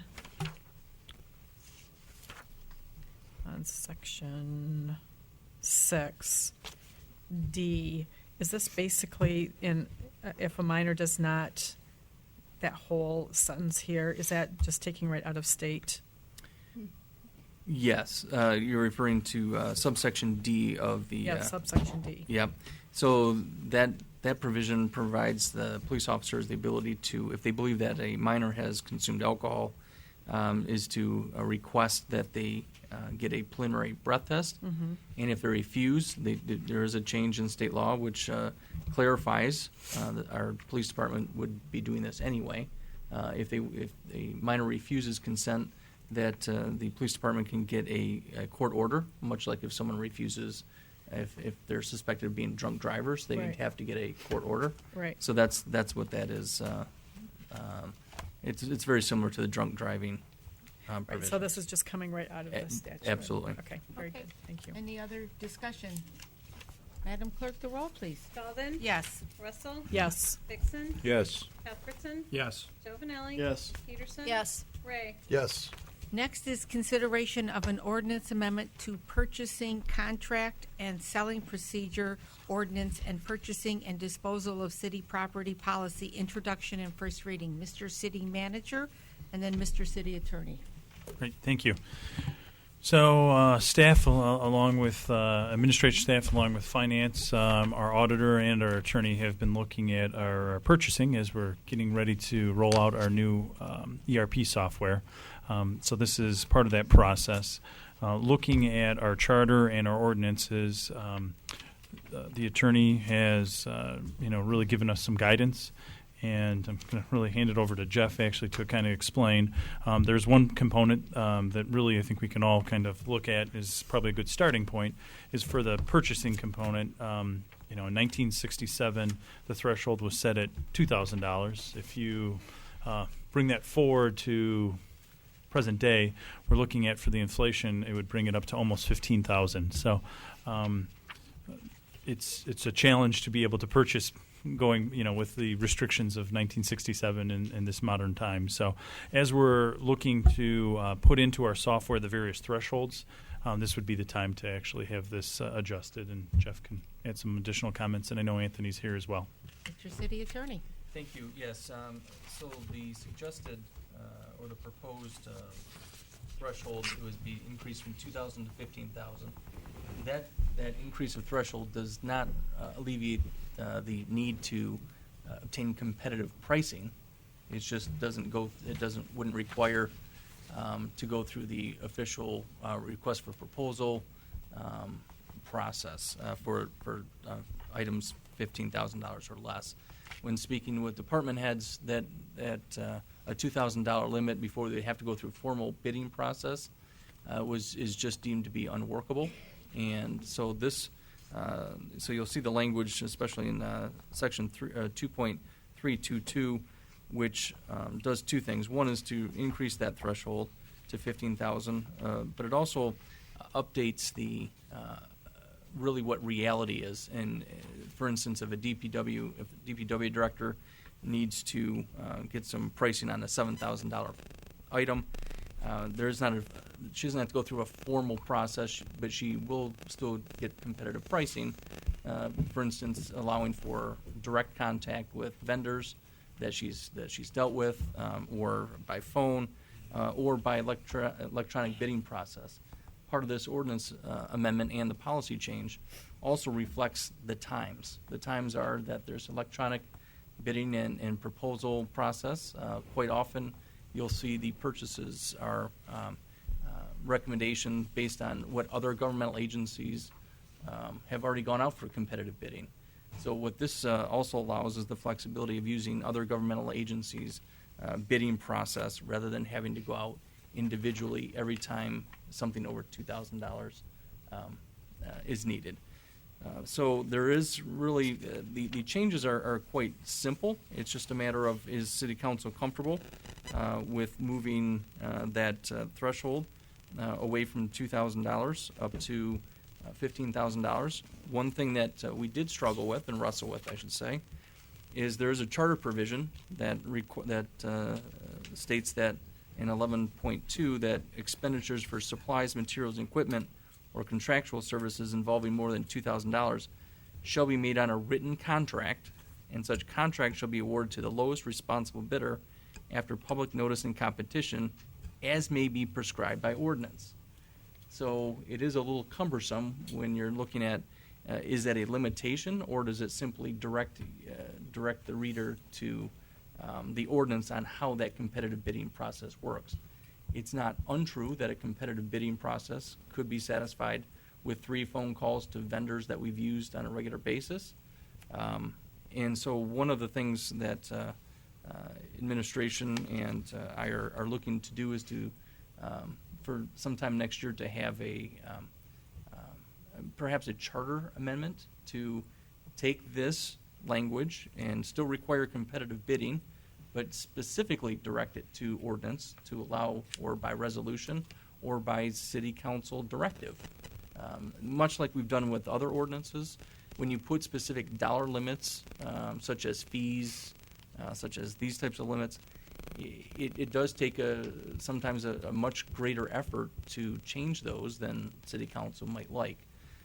So that there are actually a couple other charter amendments that may be coming for you, so it'd be put into a package, so it's not piecemeal. So I don't want you to get hung up on that item, but that is the intent, is to more streamline the ability for city council to give direction to administration on what they can and can't do and how they have to bid and get pricing. So there's 2 items for today. One is the ordinance amendments that's before you, and if city council is satisfied, it would move for first reading and introduction. And the other document right behind that is the policy, the actual policy. It's entitled City of Rochester Purchasing and Disposal of City Property Policy. It does give through, while the ordinance, you want it to be simple, the policy is more of an internal document which provides city staff and department heads with really more the nuts and bolts of how this bidding can occur. There's a number of language that's really not necessary is being suggested for removal, but it also reflects the increase from 2,000 to 15,000, allows for using of cooperative bidding.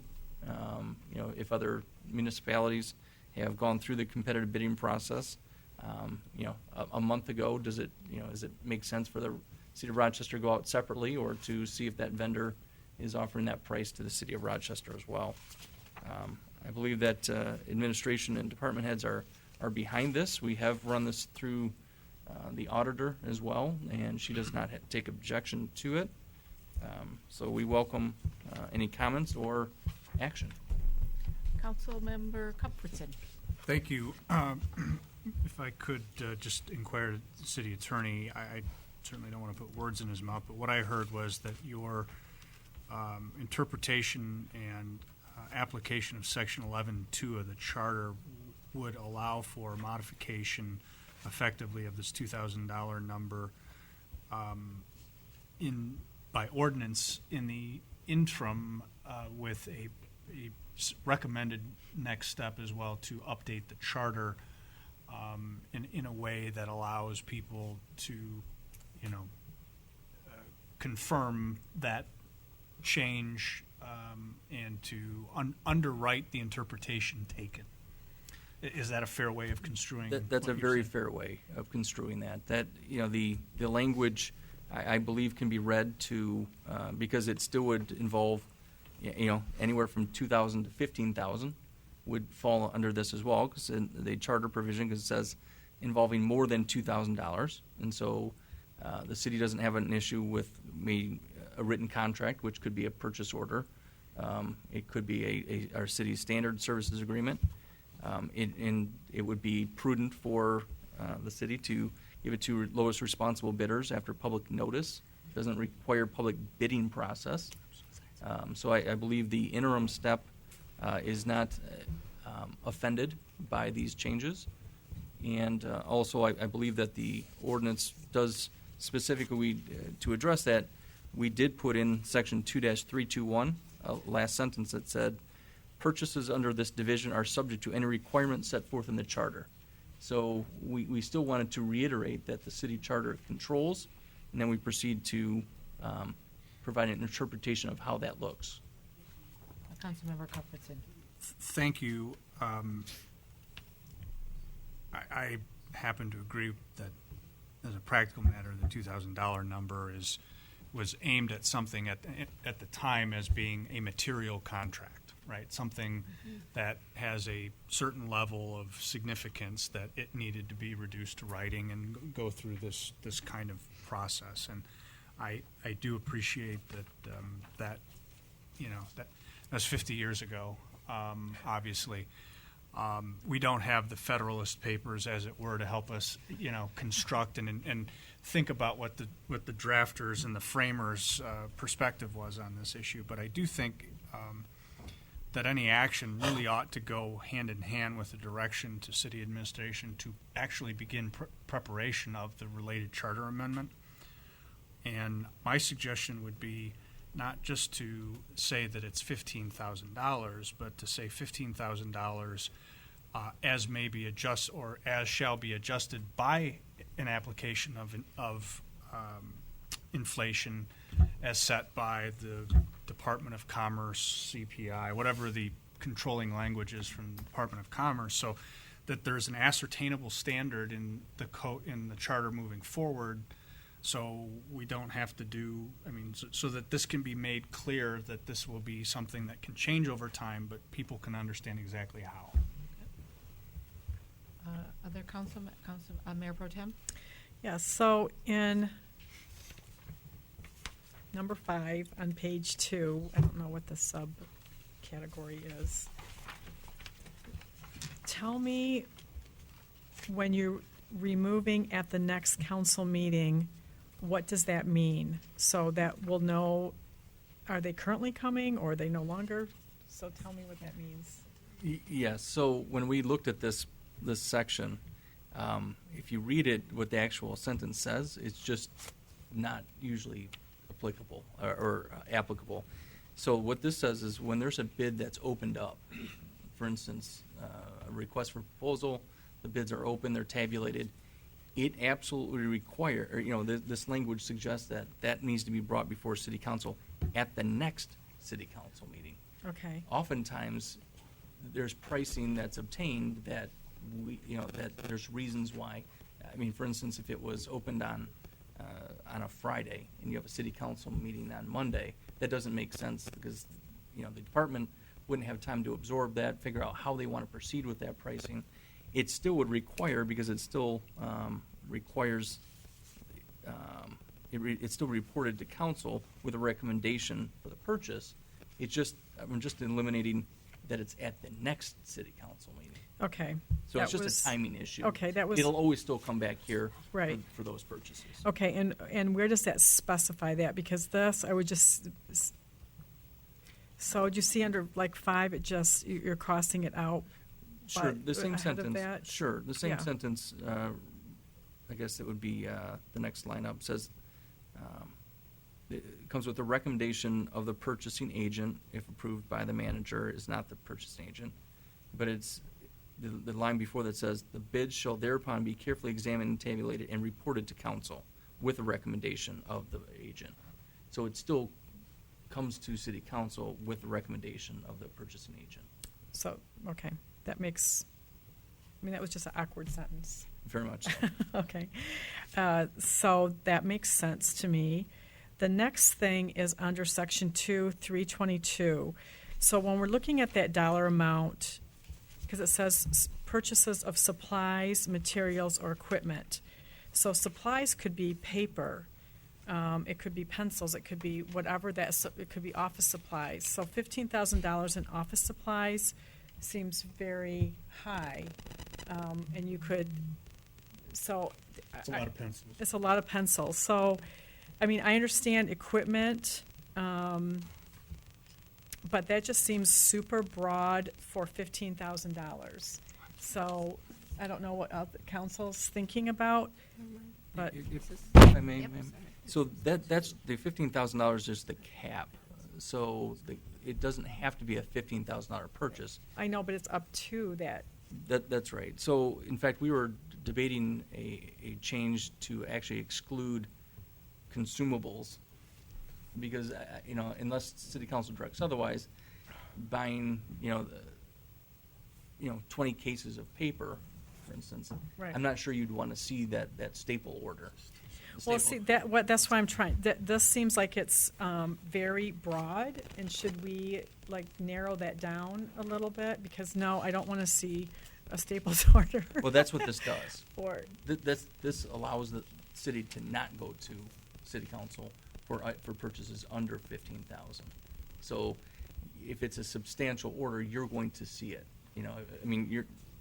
so that's my question. So a substantial order of paper, if it's $10,000 in paper, do you see what I'm trying to say? Yes, if it's $15,000 of paper, I would want to see it, but do you guys know what I'm So saying? what you're saying, is there a threshold of when you might be buying too many pencils? Should there be some common sense? He's biting the bit over Yeah, there. so I'm thinking there's some common sense that goes along with this, too. Mr. Gunn. No, I'm sorry. I was over here. So the CFO in me is triggering it. So we actually go through this review process every year. It's called Goals and Objectives, and we sit down and we analyze budget stuff. So I don't want to get into the minutia of what the city, we're paying the city manager and the administration to run the city, and we provide our guidance, and we have our bite at that apple when we approve the budget every year. So I'm perfectly fine with this the way it is. I think the limit was too low to begin with, and this is actually it puts more responsibility on them, but it forces us to really be careful and be mindful of the budgets that we pass. Okay. Not that we already aren't, but to be more mindful. Mindfuler? Mindfuler, Yeah. yes. Okay, one more question. So the municipalities, I think that's a good idea, like if Rochester Hills or Auburn Hills or something is going out to bid, but is that, and I'm sorry if I missed it, is that within our state, within our region, within a certain, that could be very broad. You could say someone in New York said, we just went out to bid for X. So I think that's a little too broad if that's not narrowed down a little bit. I would love to see what other council members have to say on that. If I could actually maybe comment on that too. Sometimes there are multi-state cooperatives that we might actually want to take advantage of their pricing. So we'd be happy to come back and actually say there's one, it's kind of the Midwest, so it's picking up several of the states, and let's just say it's a fire truck. If we could actually purchase that fire truck, even though it's produced in Indiana, and we can get a better price than what we could even get in through a cooperative in Michigan, we'd want to take advantage of that. So we could look into that a little bit more and bring that back. Okay, Councilmember Peterson, did you have a question? Yes, Madam Mayor. No, just probably a comment. I just think it would actually streamline us here, so we wouldn't be approving the printer scanner we did tonight. Correct. So, leave it to you. All right, so do we have a motion? Do you want us two separate motions or one motion? Two separate motions. So the first motion, do we have a first motion for the ordinance amendment to purchasing contract and selling procedure ordinance? So correct? moved. So I have a motion by Councilmember Peterson, support by Support by Councilmember Ray. Do I have discussion on this? Madam Clerk, the roll. Oh, yes, if you'd like to come forward before I take the vote, that'd be great. Nancy Salvia, 1017 Stony Point. This may be included in another ordinance or someplace else, but while we're looking at the pricing levels, I think we also need to take into consideration if you're a multiple purchase is from the same supplier or vendor in a given time frame. You know, not only to prevent any potential abuses, but also to make sure we're getting those volume discounts. Thank you. Thank you. Okay. Madam Clerk, the roll. Dalton, Oh, okay. Yes. Russell, Yes. Vixen, Yes. Cuthbertson, Yes. Giovanelli, Yes. Peterson, Yes. Ray, Yes. I'll just make a note that is in here, the separation of work by vendors into smaller invoices to circumvent. So there is a provision in there. Next would be the second motion, which would be for the purchasing disposal of city property policy, correct? Correct. Yes, so do I have a motion? So moved. Motion by Peterson. Support. Support by Councilmember Ray. Any discussion? Madam Clerk, the roll, please. Dalton, Yes. Russell, Yes. Vixen, Yes. Cuthbertson, Yes. Giovanelli, Yes. Peterson, Yes. Ray. Yes. Thank you. Next, I have Madam report. Mayor? Yes. Can I just get clarification on both of those documents? Are we going to add the inflation rate, inflation Verbiage. As, verbiage in there? yes, as. Yeah, Councilman- my intent, and I'm not sure if the motion picked it up or not, but that a charter amendment Correct. be prepared reflecting that as well. Thank you. Next, reports and regular business. Confirmation of the nomination of Eric Lord for an open seat on the Planning Commission. So moved. Support. Motion by Peterson, support by Cuthbertson. Any discussion? Madam Clerk, the roll, please. Dalton, Yes. Russell, Yes. Vixen, Yes. Cuthbertson, Yes. Giovanelli, Yes. Peterson, Yes. Ray. Yes. Next is report and consideration of a health insurance recommendation. Mr. City Manager. Yep, I'm going to invite up our consultants as I pull up the presentation. Let's see, where is today?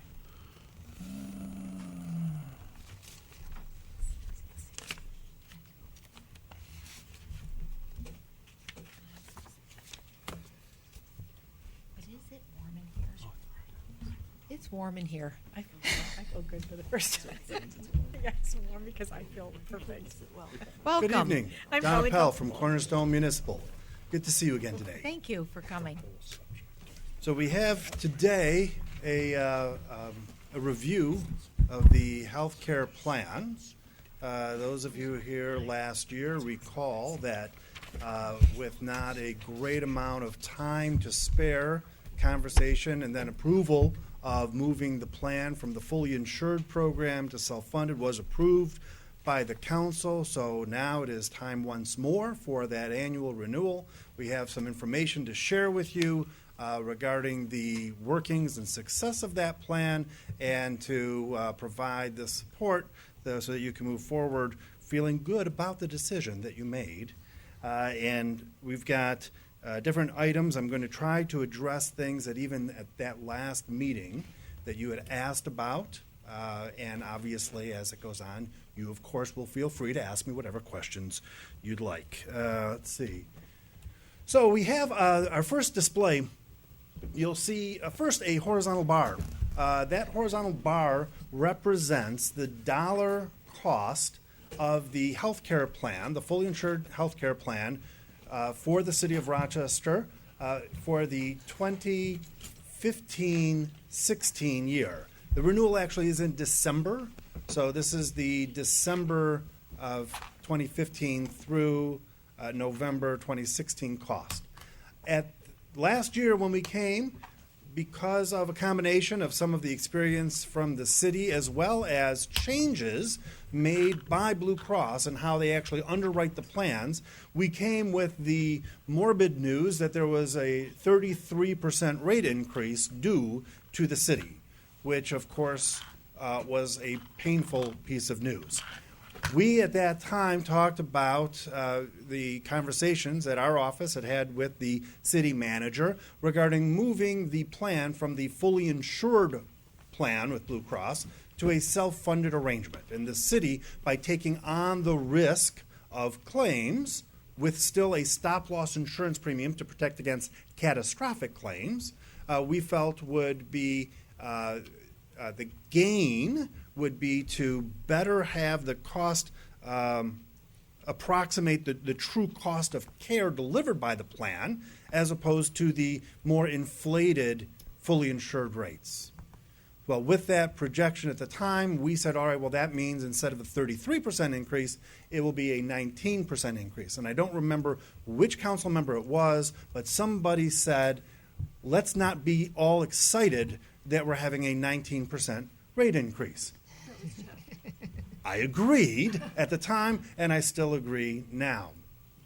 What we have done, now the plan year is not over. We have data delivered through the month of August, and we've made some projections that if we had the cost up so far to date, and then for the remaining 3 months of the plan year, the costs actually hit our original projected budget, which again, so far we've actually been below budget, but to be more conservative, let's say it actually hit budget the last 3 months, we would be on pace where the actual cost, the annualized cost, would be a 3.6% increase over last year, as opposed to the original 33%. Any questions on this slide? That's a good slide. It was a good slide. I like this slide. These are the meetings I like coming to. All right. Now, if we go further. What's your name? You can. Oh, you put your name on here. And come on in. We would like the minutes to reflect that it was Councilmember Cuthbertson who made the comment. Okay. Now, if we look forward, because it's always fun to look forward and make projections, we did the following. This year, Blue Cross is estimating a total rate increase or trend in medical spend of 9.6%. A good portion of that, just as a side note, is actually the increase in cost of prescription drugs, more so than the cost of medical care. And with that in mind, we are taking to heart that increase, that trend or inflationary factor will increase. And so we use that figure, the 9.6% annual increase, and we showed, well, first of all, where the costs were last year in 2015, and then the current year. You can see the topmost figure is the rate that was quoted by Blue Cross had you stayed fully insured. The orange bar was the projection by Blue Cross of costs based on moving to self-funded, although there are some state taxes and a federal fee that are not reflected there, but that was what the orange bar reflects. And then the gray bar is the actual annualized projected cost of the plan that's in place. So you can see that in the current year, over $200,000 less than what would have been on a fully insured basis. And if you project that all the way out to 5 years, you can see the note we put in there, a cumulative savings over that time of $1.3 million. So we, again, applaud the city manager for his work in pursuing the self-funded arrangement for the city. Now, this is all with Blue Cross Blue Shield of Michigan. The council made it clear last year that you would like to see what other alternatives are available beyond Blue Cross Blue Shield of Michigan. And so we did go out to market.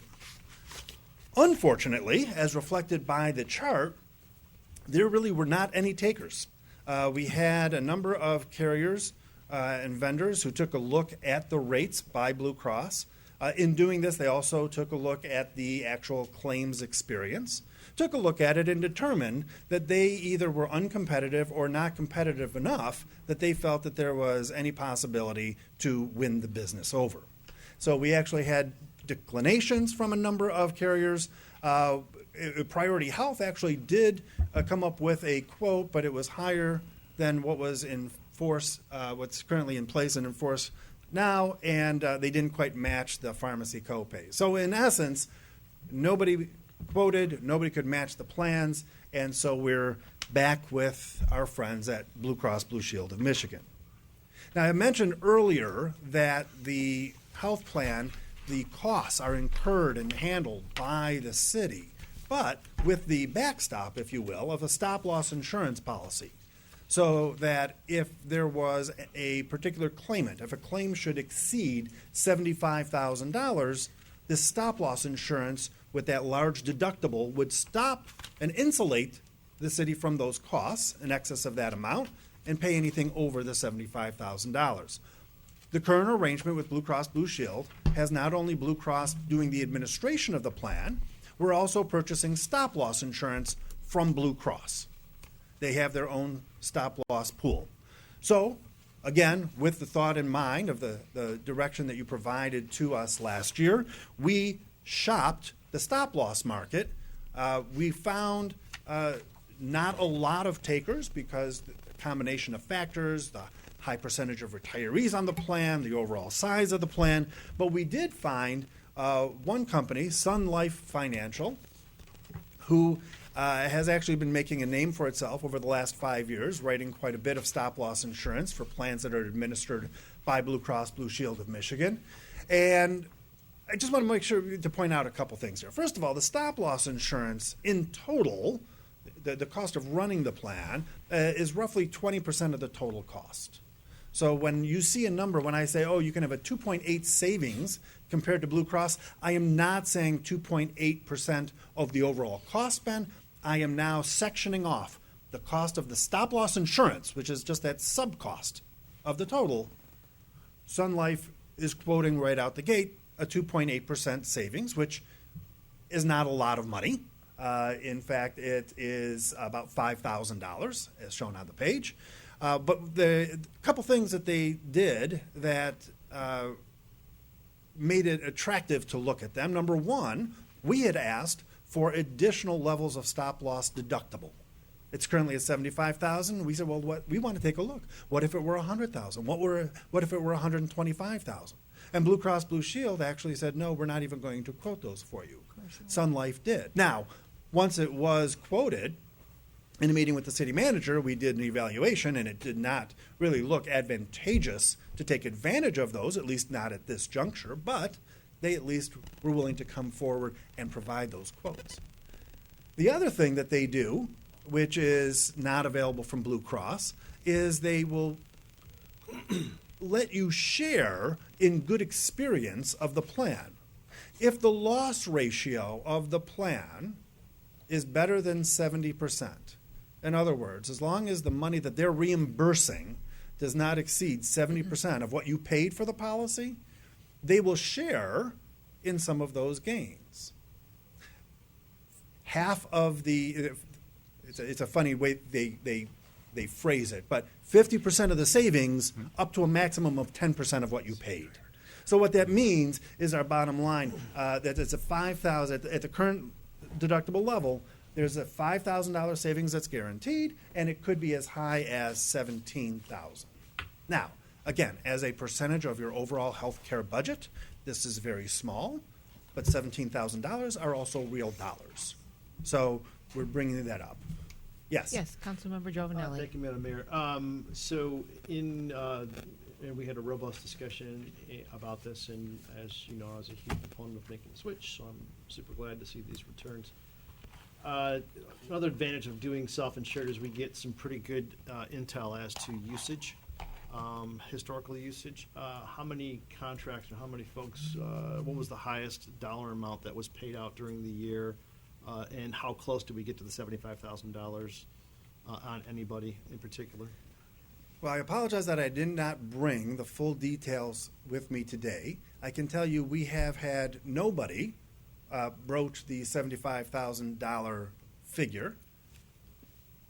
My recollection is that the highest claimant we had was in the range of about $35,000, but I would be happy to confirm that and provide that information back to the council. Right. Well, the reason why I'm asking is I'm trying to get at whether it would be worthwhile for us to increase the stop-loss dollar amount.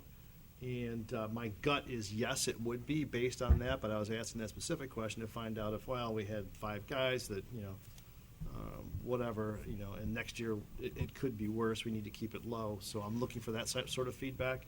But I mean, to go from 184 in premium to 144 to save $40,000. That is material, right? Mhm. Right. So I just want to make sure that we have that information. So if it's something you got to report back on, or let us know. But it seems to me that now that we've got experience, we've got good claims history, we should be able to predict with some level of certainty what the future portends for the next year, knowing what our retiree base is, that sort of thing, and then say, hey, look, Absolutely. we didn't even get anywhere near the 75. It's highly unlikely we'll get near it again. Even if we did, it's always a gamble, and as soon as you do that, you're going to be wrong, right? So Sure. But 40 grand is 40 grand. So just Right, which is why I never go to the casinos in Windsor. But I will say that the experience period that we have to evaluate at this time is still fairly small. So and I so, think- so the amount of time, I'm sorry. No, go ahead. No, keep going. I was going to say, the amount of time that we can evaluate and we have that much more clear level of detail is short. And so that's why in conversation, there'd be a higher comfort level if that decision could be made with more than a partial year of data available. I am not disagreeing with you, and that's why I made certain to say that at this juncture, we didn't necessarily believe it was the right idea to increase that deductible, because I do believe that over time, this experience continues, and we vet that out by saying, great, now we have 12 and 16 months of history where we can evaluate, then our comments are going to come back and to a recommendation about raising that deductible. Right. Well, in my private business, I had the exact same result and the exact same return, and it was pretty evident that people weren't using it as much as we thought they were, and in effect, we were making Blue Cross wealthy. So now we got to repatriate those funds back into our own account. So just I think the city Yeah, manager I just had want to called. jump in. Yeah, so there was if my recollection is correct, we had, I think there was one that was close to 50, and then we had a couple, and typically these are births. So we've had a couple births that are normally in the 30 to 35,000 range. Okay. So with only at that point 9 months of data, I felt that this year 75 is appropriate. However, in future years, I've helped my last two communities actually go up to 150 based on, and Sun Life actually has it. It's per the employee unit, so it's not just the one individual. It's that the whole. So it might be a spouse and the employee, or it could be the family unit. So in the future, if our trending is showing that we're below that 70 percentile, and that's another reason why I like Sun Life, is because we do get some of the cost sharing there. I think we had someone in. Ms. Douglas, did you have a question that you wanted to ask? Okay, so what I'll do is let him finish, and then I'll go ahead and do that. Go ahead. I think did Councilmember Cuthbertson, did you have a question? I do. On this one? Okay. And forgive me if I'm oversimplifying this. It seems clear that Sun Life is minimally at 75, the right overall decision here. So then I'm left with comparing the difference in savings between 5,100 and 29, which is really 25 grand when you go to the right, because your new baseline is the money you've saved. You don't get the double dip on that. And so it seems like there's some economic sense perhaps to go to 100, because then you could potentially be wrong once and it would be a push in terms of the savings. But if you go to 125, the savings is only 35 grand, and it's $50,000 that you have to pay to get from 75 to 125. So you can be wrong once at 100 grand and have it be a push, but you can't be, you'd be backwards at 125 if you're wrong once. Right. So I don't really see, based on the way they've quoted this, that it makes a whole lot of sense even in the future to go to 125 based on that And yeah. risk-reward scenario. Yeah, and typically they're going to have more trending history too to see where we're at, and they'll run through those numbers. And my guess is those will adjust, and as we take on more risk. But you're absolutely correct. If we had somebody that hit the 100, and then you had somebody else who hit the 100, you've already now gone backwards. Right. So that's part of the reason why we're not wanting to do that. If we have a couple people that are at 60 and we're at that 75, we're still in the positive and to the good, and we'd be below the threshold, so we'd see the cost savings. Okay. You can go ahead. Thank you. Go ahead. Go on your presentation. By the way, you will notice there that Blue Cross actually charges an extra fee if you are so bold as to remove the stop-loss insurance from their plan. They add a $6 per contract per month fee. Those fees have been included in the cost that we've illustrated here. Okay. And so this really is information that we've already talked about, that the renewal, assuming increases, and if we add in this year now, then the taxes and fees, that we're looking at roughly a $150,000 savings by looking at your actual experience and projecting that forward as opposed to using the Blue Cross projections. We bring this up because then, as in our conversations with the city manager, in terms of actually budgeting dollars and understanding where a surplus could be built, these are the areas where we think that margin exists and can help strengthen the long-term, long-term strengthen the plan is really the better way to say that. Now, of course, medical wasn't the only thing we looked at. You also have a dental and vision plan, but we took a look at the dental market. Either people declined because of the size and of the group or the nature of the offering, or they couldn't match the plan design. The only one that really came in was Reliance Standard. It was an increase to the current carrier, which is MetLife. So that did not really encourage us to make a change. The other item is the vision insurance, where, again, similarly, we had some carriers who, based on the size of the group or the way that the plan is offered, in other words, it's not just simply provided to all employees, it is a voluntary, an elective plan for most. And so, in this point, we had some people who quoted, but you can see compared to the current plan with IMED, really there was nobody close. So we provided this other information for you as well. So that's the medical, the stop loss, which is part of the medical, the dental, and the vision. So that is my information, and I am available for any additional questions, or I can step aside for the public comments. I'll go ahead and. Yeah, I was going to say, just to kind of summarize what my recommendations were, and then maybe public comment. So first, I'm recommending that the city stay with the Blue Cross Blue Shield of Michigan and continue with the self-insured plan. The city switch to Sun Life with the stop-loss coverage, but remain at the $75,000 level. We'll continue to monitor this. I meet with these guys monthly. That the city remain with our current dental, which is MetLife, and vision, which is IMED. Additionally, that the city opt out of the Public Act 152, which allows us to set our cost-sharing component, and there's an attached resolution there. Okay, so I will take public comment at this time, please. I was just wondering what, it's sad that there's only one choice really, because they can lock you in a corner then over time. And so I was just wondering what the deductible is in the plan. It varies actually slightly. And how Blue Cross charges you for being the manager. Is it a percentage? Sure. Well, so the plan design itself for the active employees, it's a high deductible health plan. Has a $3,000 deductible per individual, $6,000 per family.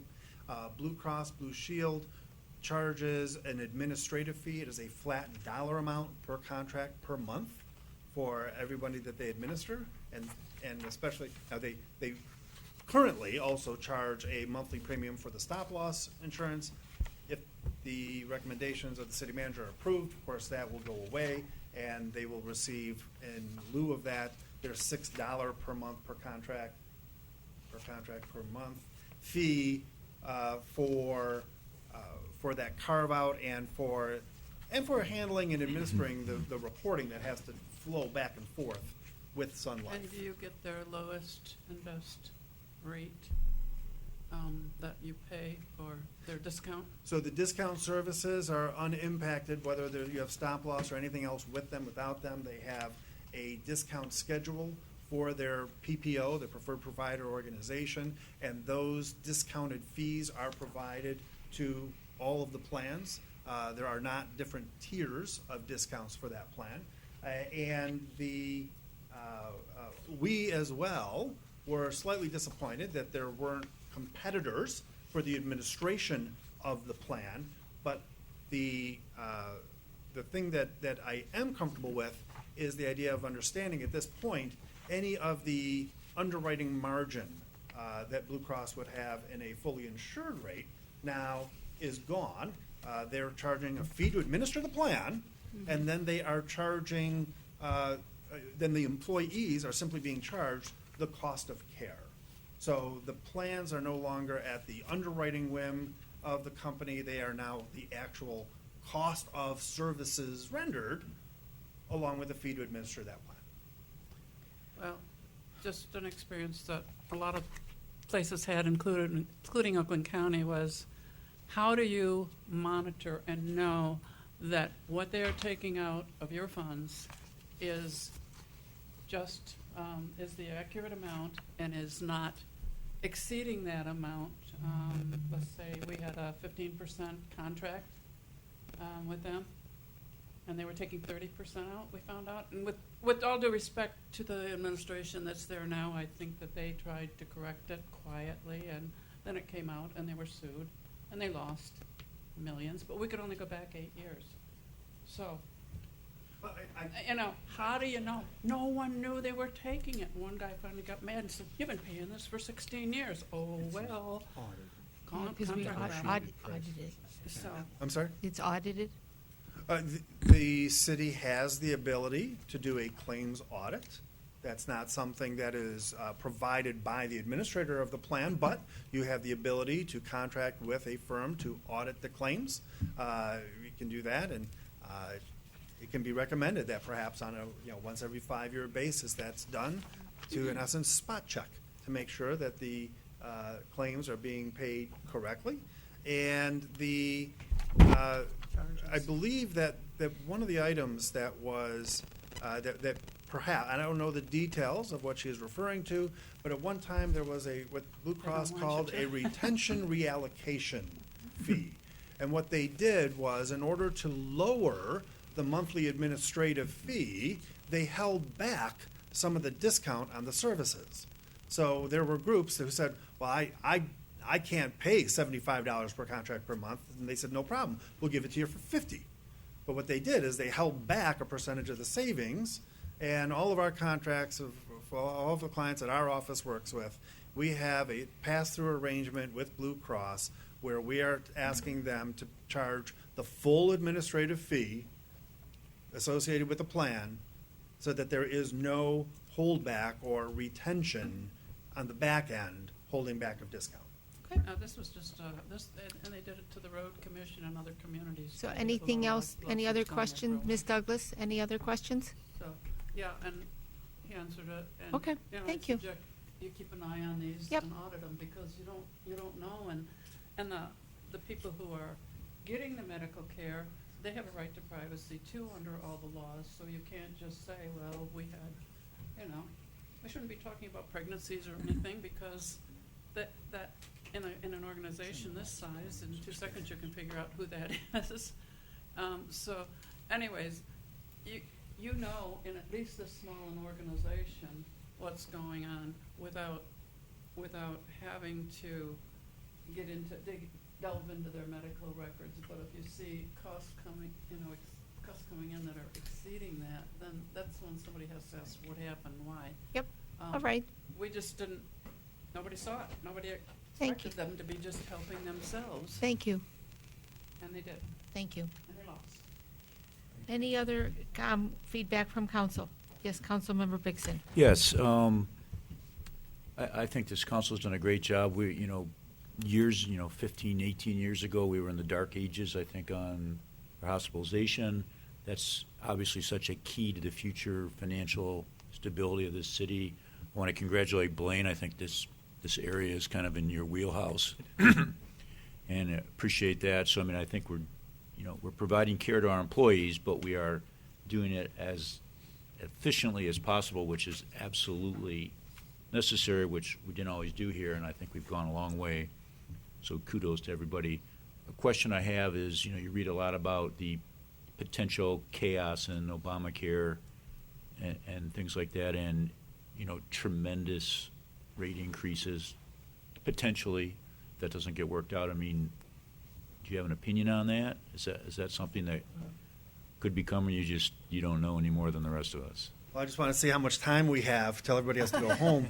But I'll tell. Well, here's one of the things. A lot of concern, obviously, in the media regarding the Affordable Care Act and the possible impact on premium. A couple things really to keep in mind. Number one, the biggest impact on that is for those in the individual market. Second would be those who are impacted in the small group market. Because the city of Rochester has over 50 eligible employees, you are in what they call the large group market, and so unimpacted by those other factors. Secondly, there is the concern that they voice is what's going to happen to premiums. And the important point to keep in mind there is, as we were just talking about, as a self-funded plan, you are not paying premiums. Yeah, you have that stop-loss insurance, that's your backstop. But you're not paying premiums to the insurance company. You're paying a fee to administer, and then you're paying for the actual cost of care. The cost of care is high. The cost of care continues to be an area where we are working with a lot of interesting and innovative ideas that we hope to share with the city over the coming years to help control. But it is actually just the cost of delivered care that you're paying, which is why so frequently our groups that have moved to a self-funded platform find that they're no longer on the high trajectory of the insured premiums, but more level of a predictable claim base of their actual experience. Thank you. Anything else? Councilmember Bixson? Mayor Pro Tem? Yes, so what's alarming is the proposal of coverage. There's so much decline. There's like no one that is offering anything. So what I would like to know is why is that? Is our plan so rich, or is Blue Cross Blue Shield so reasonable? Or especially like on the drug copays, maybe just have a little report of how can we get a little bit more competitive. I don't know what that answer is, and maybe we can't. I don't know. But it's very alarming. There's nobody. And one of the reasons for the lack of response is the underwriting rules that carriers other than Blue Cross follow. In our office, we have a love-hate relationship with Blue Cross. I admit that. But the fact is they have no problem. It is in their underwriting guidelines to accept groups, really regardless of the ratio of active to retirees in the group. HAP, as an example, if you exceed 20% of your population as being retirees, they will not write it. So we have a situation where the number of retirees covered by the city's plan, really covered by most municipalities. That is really what our office does. We specialize in working with municipalities, and we see this routinely, that in those areas where they have a high percentage, then folks tend to decline. And so I was really hoping, if for no other reason, I was hoping that some of the other third-party administrators, not an insurance, I wasn't HAP, Priority Health, McLaren, Total Health Care. These insurance carriers, we put it out there. Let's see what they respond to. Let's see if they were willing to make an exception in order to write the city. But I was really hoping that another company besides Blue Cross would step forward with the ability to administer the plan, which of course though meant they had to find themselves a stop-loss carrier to cover the number of retirees, right. Okay. So and it's look at basically the size. So it's the combination of the size and the retirees okay. are what really Those are split the that. two things. Yeah, and I'm happy to do a report. We're working with our consultants here actually on identifying, along with our labor attorney, identifying the various groups, who's in the censuses, as there's various buckets for our retiree groups that were in the promise, the pre-promise, and a few other things. So I'm happy to do a report. We're actually working on a couple things that I would like to kind of explore, just similar like when we did with the self-insured. Okay, great, thank you. Councilmember Giovanelli. Thank you, Madam Mayor. Just really quick, and I'm sure you guys went through this, but I'd be curious to find out what the result was. Did you go through an exercise where you tweaked this prescription coverages and whatnot to try and mitigate the 10% increase? Change copays, change the types of drugs that are covered. That's always the highest area. Well, sure. Well, at the current point, because a couple things to remember, it is a high deductible health plan. These consumer-directed plans with a $3,000 deductible or $6,000 deductible for a family, but $3,000 per person. And when you're starting and receiving your care, that means all services are subject to the deductible. So, right. emergency room, prescription drugs, everything. So it's you're sort of paying irrelevant. you're paying the full discounted Blue Cross price for all services until you meet that deductible, and then the copay, the flat dollar copay for prescription drugs on the city's plan, don't come into play until after you've met your annual deductible. Got it. So it has a lesser impact. I get you. Than other plans. Yeah. So, and we have two, HRA and HSA, so I always get them always mixed up. But the other question is there any kind of creative incentives we can have to encourage people to use a generic equivalent, that sort of thing? There are, and we're also working on a wellness program, because the healthier our employees are, Right. the lower our claims are. So over the next 6 months, we're re-energizing our wellness program, so I'm hoping to have a healthier population. So with our employees then are happy, healthy, and our claims are lower. And we've worked with our the two unions that I did the contracts for, so the police command and our public works employees. We actually were able to negotiate lower rates on what we're contributing into the healthcare savings accounts. So that also in the future is going to be saving the city some dollars as well. So there's a few other things that I guess tricks in my bag that is. Councilman Bixson was saying this is kind of in my wheelhouse that we're exploring, and over the next 6 months I'll be coming to council with some options. Okay, so Mayor Pro Tem. So I will make a motion to go with Blue Cross Blue Shield self-funded, Sun Life with the stop coverage, the $75,000 MetLife iMed, and opt out of 152. Oh, should I read it from here? For the motion, yeah. So do you want me to read the whole thing, or you're good? You got it? Okay. Would you want to add the motion should authorize dental coverage with MetLife for 1 year and vision? Yeah, I did put that. Oh, That's okay. what I was saying. Oh, I'm That was sorry. my language. Okay. Very good. Yep. 1 year. Did you? so it's 1 year for MetLife. So let's just do verbatim of what is the recommendation, Pre-printed recommendation. the printed recommendation. Support. Any other discussion? Madam Clerk, the roll, please. Dalden. Yes. Russell. Yes. Vixen. Yes. Cuthbertson. Yes. Giovanelli. Yes. Peterson. Yes. Ray. Yes. Next is consideration of a report regarding the building department staffing. Mr. Banda. Thank you, Council. I put a report in your packet this evening.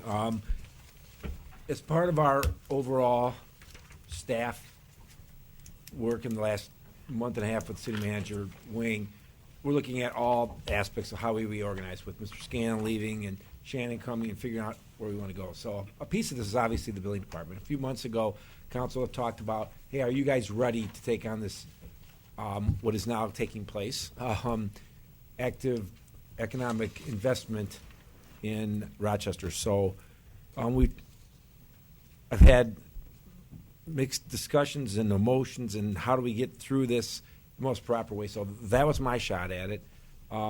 We talked again a little bit today again, and I think the goal of council was to get someone that's owns the process, if you will. So there's a couple ways to do that, obviously. And before I got here, there was a gentleman, Ed Allred, who was the building official. He wasn't a traditional building official. He was in the beginning, I think, when they were building the subs, and as it morphed out, from what I can get from historic information from employees that worked there the last 7 or 8 years, he didn't do plan review, didn't do inspections. He assisted the city manager in code enforcement and signs and things like that. somewhat a building official should be doing. Not that I was wrong, but we have a building official in Sid Brown, right? So he's an inspector, electrical and heating, electrical and building, and then the building official, and we have another inspector that does plumbing and heating and cooling. So, again, if we're looking for a owner of the process, there's a couple ways to do that. You could go back to the more traditional, have somebody over the building department. We did some investigation this afternoon, and by state code, nobody can be over the building official other than be a department head. So I'm the department head that the building department answers to. I can't order the building official to do anything, nor would I. But so that's a separate function under the building code. But you could have a community development director. You could have it. You can't have a building department manager, but you could have a community department. Shannon, what did you call it? The technical services group. That would be the owner of building, planning, all that good stuff. So it's not. I can't come out with a clear recommendation, but I understand what we're trying to do. We're trying to make sure things don't slip through the cracks. In my report, I talked about a young lady named Patty Watson who's been amazing. She can pull together the technical side of it. Shannon and I have been talking about this a lot. Shannon's really good at organizing things like this. And how can we share whatever this owner of the process would be? If they're GIS savvy, that could help. Could they take over the sign issuances that I have to do to free me up to do economic development? That's possible. So I think I get it. I know what we're trying to do. There's like too much work for one person, I think, if you have other things to do. I'm trying not to say anything about my job because I love my job and stuff, but you could criticize me for trying to do too much. That's just the way it is when you're in a small organization. Not that I think I'm smarter than anybody. It's just somebody's got to do it, right? And there's probably a better way to do it, and I think we can get there. So open for suggestions. Councilmember Cuthbertson. Thank you. I appreciate the administration, approach to this and looking at the matter. I think this is something we've had a variety of discussions on.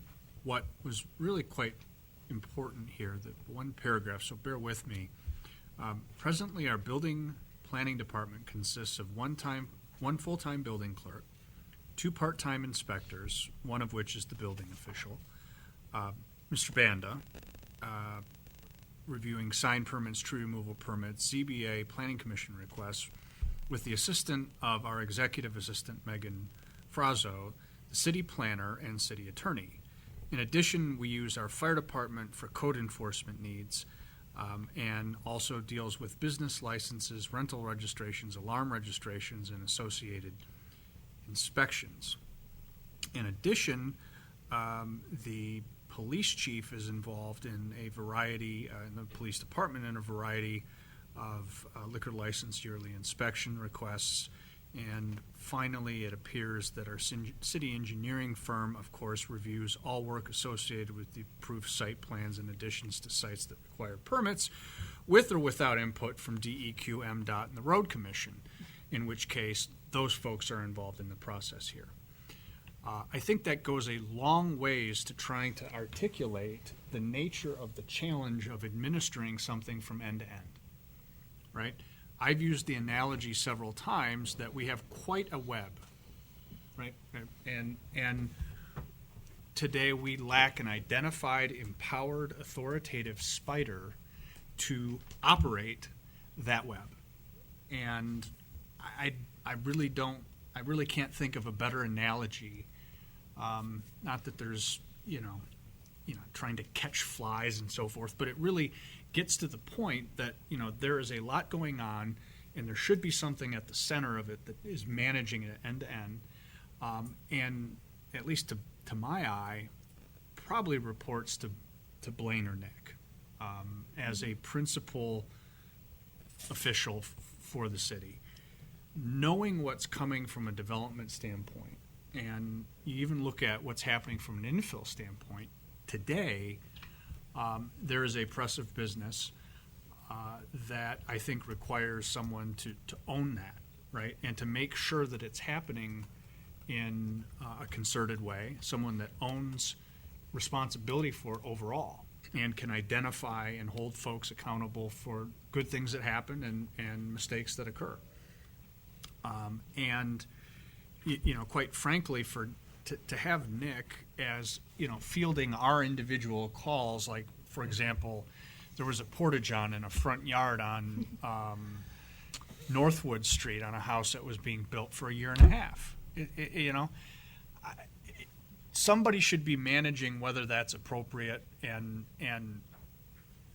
done in a developmental way, other than the deputy city manager. I don't really think that's the highest and best use of Mr. Banda's time. And this matter is not going to get easier for this community with the development that's coming.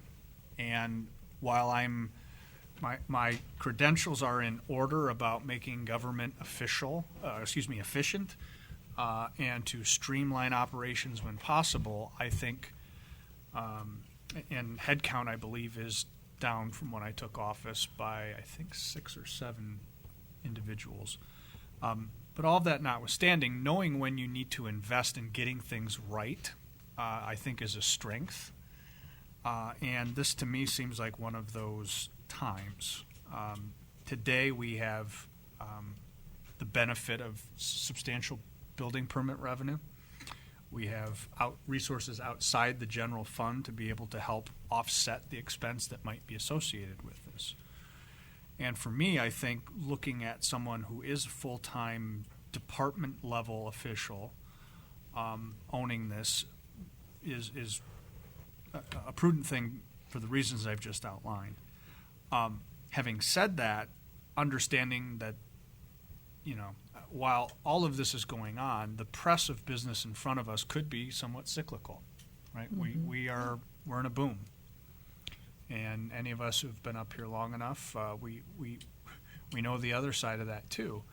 And so I think there might be an opportunity from a staffing standpoint to make this a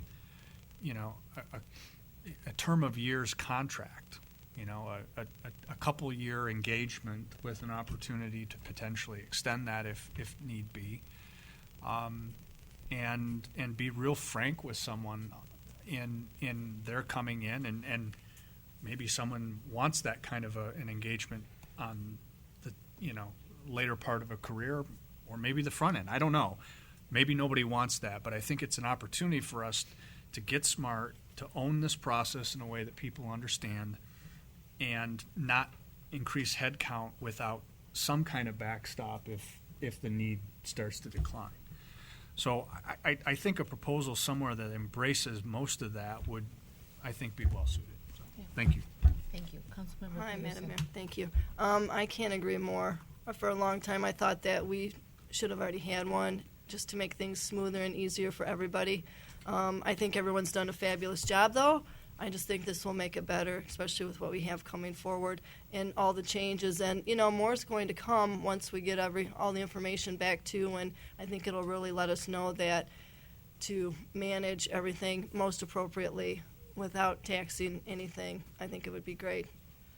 I'll just follow up. I think Councilmember Cuthbertson brings up some really good points. We are a small town, but we're in this boom that's making us a lot of big projects, and we want to do them. I think everyone's going in the right direction, rowing the boat together. But I think if you had that one person that would make sure the fences are up around these infill, that you just need one head person. And I do like the idea of it being temporary because of how cyclical things are. And I see more and more people doing this in their career life. They'll come in and work consulting and, that has the experience, that doesn't want a long-term plan. I think you could probably find some good people out there to do something like this. So I think you take the whiteboard and you do a flow chart, and I bet you could come up with a job description pretty quick on something like that. Mayor Pro Tem. Yeah, and I agree with everyone up here. But what I would like to see, because, when you have a temporary engagement, they fill a spot, right? But what I would like to see is what that position really looks like, and have a job description. When Councilmember Cuthbertson read the second paragraph, okay, put those identified activities in the correct slot so that we know who's responsible. So when you say ownership, we want to do everything with excellence, and Nick and I, we talked about that. And so if we know what the ownership in each one of those departments are, I think our job description is a little too loose because we do this or we do that, and sometimes it makes us, look like we're, really doing people a favor, but maybe that's not our job. And so that really has to be tightened up. So what I would suggest is that you come back and say, okay, how are we going to streamline the process, and what process does that, what exactly are we streamlining? Because we have a lot in here. So we have to figure out what we're streamlining. Put a head count. I would love to know what our head count was in the last, 5 years. Are we? Before that, 'cause I've been here 8 now. Well, 10. Let's say 10 years. Okay, let's look at 10 years. And what our income was coming in and what our income is coming in now, because we have to be conscious of that. Then have a job description where all these things that you identified, okay, who is owning what? Is the fire department going to continue to own the inspection as for the code enforcement, as a backup inspector? I don't know. Is this written? I don't know. Shannon's saying no, so I'm pretty sure it's probably not. But to formalize those job descriptions so that someone does own the process and that we're doing it with excellence. So that's what my suggestion would be. Go to Council. All set. Yes. Councilmember Bixon. Yeah. Mr. Bandis, it's starting to seem like every meeting you come looking for consultants and more help all the time. Well, somebody. But if we need it, we need it. But so this should be part of, to me, goals and objectives. It shouldn't be shouldn't be a separate thing. So you have time to put that together. But this will now be a $50,000 consulting fee, another full-time employee, all kind of around the planning commission -- business building inspector. And again, maybe we need it. But I think that's something that goals and objectives, we need to really have that, assuming who's up here, of course. Really need a plan that, gives us those reasons and financial numbers to back that up. Thank you. Thank you. Any other discussion? Councilmember Peterson, did you have anything else? I just wanted to add, I echo that. I was going to say that about goals and objectives because that'll give us time to really lay out what you really want in administration there in that department, and then we can really look to see where the numbers are because I'm afraid we have a lot of expenses coming up. Any other discussion? All right. All set? Thank you. Next, we will consideration of a request to award the contract for cleaning services to Do All Cleaning and to terminate an existing contract for cleaning services with Copeland Cleaning Services. Mr. City Manager. Yes, we've been reviewing our current contract, and quite honestly, the person who was our main janitor went off on injury, and they have cycled through various people. We were not getting the level that we felt we were paying for, and we've worked with them, and at this point we feel there's time for a change. We did issue a request for proposal. 3 companies, the company we have currently and 2 others, proposed. Anthony and Shannon actually went through an interview process, talked to the other communities that are using them, and have made a recommendation for us to shift and go with the Do All. I will note, because it's been asked a couple times, that the Do All does not have any affiliations with the business that's in town. Okay. Any, Mr. Anthony? I just want to make one quick typo correction on here. It says terminate services with Copeland. American Cleaning is our current vendor. Copeland's one of the other bidders that you'll see in the packet. It would be to request to terminate with American Cleaning Services. So moved. Second. Support. Any discussion? I have a couple of questions. I wanted to know, I guess Anthony and Shannon, regarding the biohaz cleanup, it said $170 per occurrence. Is that just a flat fee? It's not per hour, it's not anything else?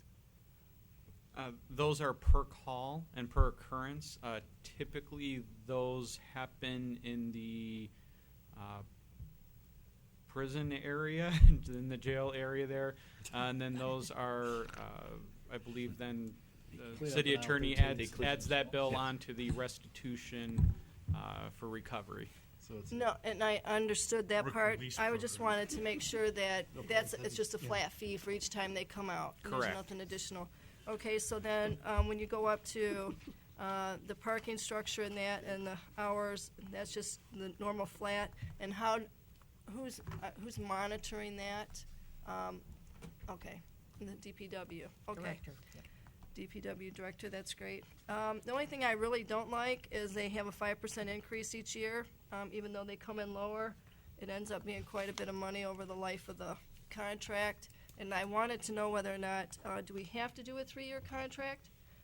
Could we do 1 year to see how they are? Because I really hate to have the city stuck in a 3-year contract and they start out okay and then they're not doing the good job and then we're here for 3 years with that additional 5% increase. So. Madam Mayor, Yes. yeah, with the with regards to that, our professional services and the city attorney can confirm it. If at any point we're unhappy with it, we're not stuck at any time. Even if we said we want a 3-year, and 8 months goes by and we're like, nah, or a year goes by and they do the 5% increase, we're like, you know what? The market isn't 5% right now. It should be something lower. We can rebid at any point and go through it and relook at prices and all that. We're not stuck with Mr. them. City Attorney confirmed that. Thank you. Yes, I mean, if their service is substandard, I think that's a termination provision in all the all the services agreements. Of notwithstanding the term of the agreement, we can get out if their performance is lacking. Even if attorneys? All right. Even with attorneys. Especially attorneys. Wow. Well, I was just trying to lighten things up Especially over here. attorneys. Because you said services. Okay, so Councilmember Peterson, you had a follow-up. Yeah, just a follow-up, only because I was told that other people have tried to get out of some of these contracts and they weren't able to. And that's why I wanted just to make sure that we are free and clear to be able to get out at any time. Absolutely. The city attorney makes it ensures that it is in the city's best interest with all of these contracts Okay. and clauses. All right. Anything else? Madam Clerk, the roll, please. Sullivan? Yes. Russell? Yes. Dixon? Yes. Cuthbertson? Yes. Giovinelli? Yes. Peterson? Yes. Ray? Yes. Next is consideration of a request to award engineering services for the 2018 Drinking Water Revolving Fund, DWRF, Water System Improvement Project. Mr. City Manager. All right, this is the drinking water revolving fund, the engineering component. So this is the $6 million overall project that was outlined during our infrastructure conversations in the past. We have a contract with Johnson & Anderson, J&A, and quite honestly, this is the conclusion of our contract at the end of this year. So we're locking into rates that are basically 5-6 years old for their hourly rates. So they're within the contract, or they're still staying within the contract for the percentages. So that's what's outlined tonight. We're asking for the authorization, and there's a few not-to-exceed amounts. And let me see if I jump down to the correct page and the scope of the work. But either myself or Shannon, our Public Works Director, would be happy to answer any questions. The not to exceed is on 9 of 10, page Thank 9 you. of 10. Yep. Yeah. Council? Well, I would make a motion to approve. Do I have support on the motion? Support by Councilmember Ray. Any discussion? Mayor Pro Tem. I would just say that these are a little bit tricky because J&A, even though it could benefit us because they know us so well, they also benefit because they know us so well. So these are things that we really have to balance out, and I know that all these are going out to bid. our engineer, and these are going out to bid, I believe, next year in 2018. Is that correct? Correct. Yeah, we'll probably be doing this work at the end of 17 and then early 18. Yep. So I just wanted to make that comment. Okay. Madam Clerk, the roll, please. Sullivan, Yes. Russell, Yes. Dixon, Yes. Cuthbertson, Yes. Giovanelli. Yes. Peterson. Yes. Ray. Yes. Next is consideration of a recommendation to create a fire study committee. Mr. City Manager? Yep. As you asked me to draft Yes, this so- memo, basically, at this point in time, this would be an ad hoc committee to do what I think is a good best practice. Every successful business periodically looks at itself and its operations and delivery. So at this point in time, this committee, as you've asked me to put it together, would Yes, be... so it would be Chief Cieslik, yourself, Councilmember Ray, and then 2 residents who are we will be receiving applications this week. And this kind of goes, I mean, it's obviously a study committee then would present to goals and objectives, talk about, and it's something that I've talked with Rob, Councilmember Ray about in the past, and I had some time spent with the chief a couple different times about response times and how are they doing with getting volunteers and where are the volunteers coming from and how's the new station working. So it's an overall look at the fire department, and then bring back to goals and objectives some information on how that is, talking to the other communities on can we work with them to kind of help with the response time. So it's an overall look at the fire department. Correct. So it's my recommendation. I'd like, do you need a motion for me to put this committee together, or? That's what attorney... Yeah, I think that's fair to do. Okay, as a so, committee. So moved. Motion by Councilmember Giovanelli, support by Councilmember Cuthbertson. Any discussion on the motion? Yes, Madam Mayor. If I may, I think it's a great idea, knowing what we might be facing. I do think that there needs to be a few more people on that committee, just because of the fact of this is going to be a very huge decision in that information and everyone's, different ideas into that. And also that I'm glad it's going before. I would hope that we'd have a chance to review it all before. Oh, absolutely. Yeah, it goes before goals and objectives. I think there's too many pieces of that need to be really looked at and gone over, and have a lot of meetings to really make up this year. So, Well, if we could move forward with the recommendation as is, and I'll sit down with the chief and see if he'd like to maybe ask for another recommendation from him. Councilmember Cuthbertson? Yeah, and I think at that first meeting that the committee really ought to set forth what it will be specifically looking at and what the deliverables are and what the timeline is. This shouldn't be some kind of an open-ended committee with, seeking, to make a recommendation about an undefined matter. So I think communicating back to council very quickly about, here's what we're going to be talking about, here's when we're going to do it, and this is what you may expect from us, makes, just for good understanding. Okay. and I appreciate that. Thank you. Anything else? Madam Clerk, the roll, please. Sullivan. Yes. Russell. Yes. Dixon. Yes. Cuthbertson. Yes. Giovanelli. Yes. Peterson. Yes. Ray. Yes. Thank you. So first I will receive a report from the DDA liaison. Councilmember Peterson. Yes, ma'am. We had a very good meeting. One of the main topics we did that actually came before us this evening was the sound system. We were given the details of that. And then Deputy City Manager Nick Bandit gave us had reviewed with the DDA regarding the sustainability impact study. And that did pass unanimously to support the funding of that, of the $20,000, thanks to our 2 DDA members here with their support on that and moving that forward. Christy brought up different events that are happening, the trick-or-treating that just took place. The big bright lights are going up, and they are going up early because it takes that long to do those, as she said to us. That night, Lanyap and Big Bright Light Show is November 20th. And also, there were many other dates announced regarding things that were going on in our community upcoming. Also, the Post was an incredible event that took place and had a great amount of support for that, and people just loved it.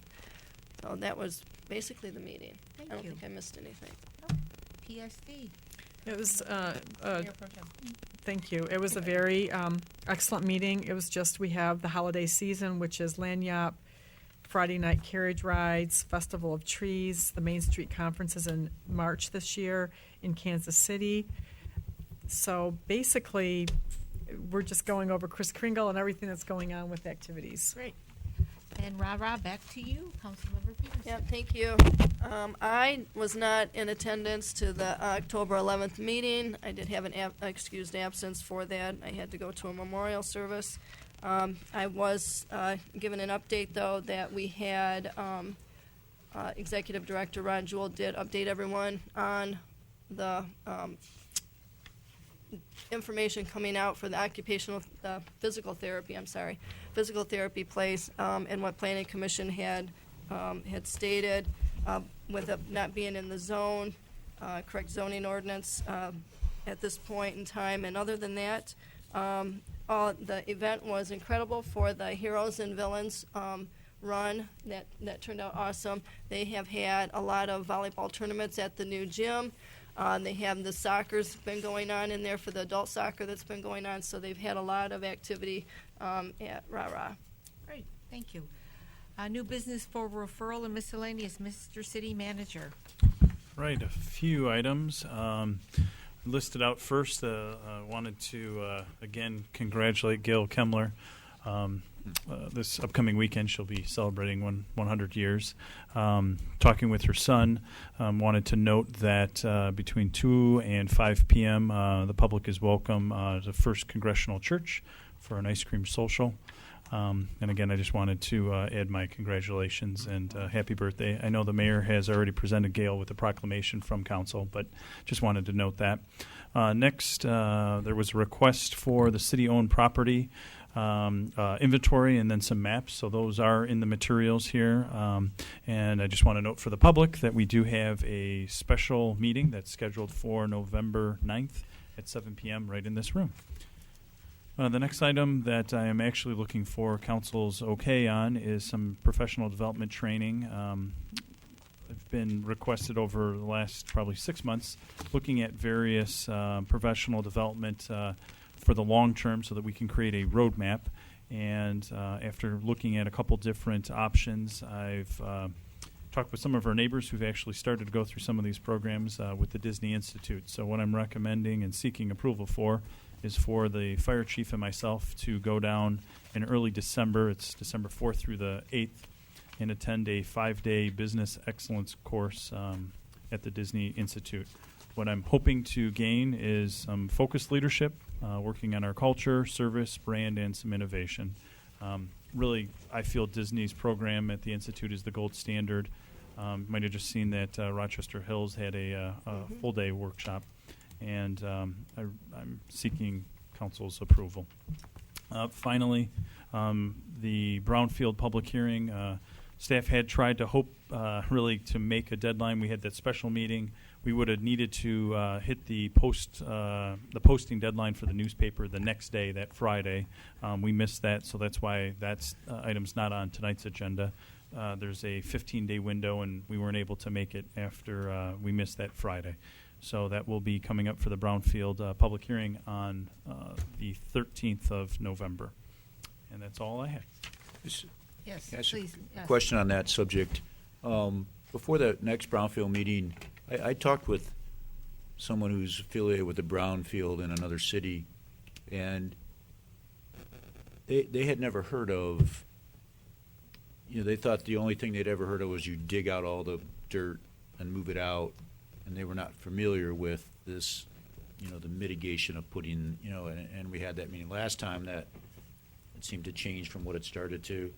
Can we maybe talk to some other cities and get some examples? Is that common practice? Or just for that information. Sure, happy to do reports. I was going to say, I think where Nick's probably going to go is Yes, Michelle Bakun's actually going to come for that. That's a great question. So she's going to come from the state. She's in charge of DQ, stuff like that. She'll come and make that presentation as part of the opening of that, so they can explain why things have changed over the years. Absolutely, it's a great question. Yeah, and happy to give reports. I mean, there's Kalamazoo, Battle Creek, there's other communities that have had partial closure, residential closure, commercial closure. So, yeah, be happy to give you that information. Great. Councilmember Cuthbertson. And along along the same subject, the applicant, as I understand it, will be presenting more detailed financials about the basis for the need for the request in a formalized way that looks at a rate of return with and a rate of return without.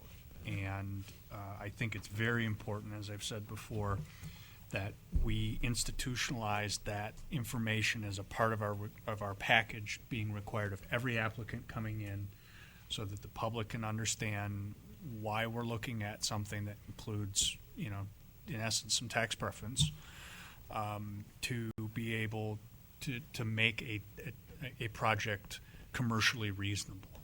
And that's really what this request gets at. And so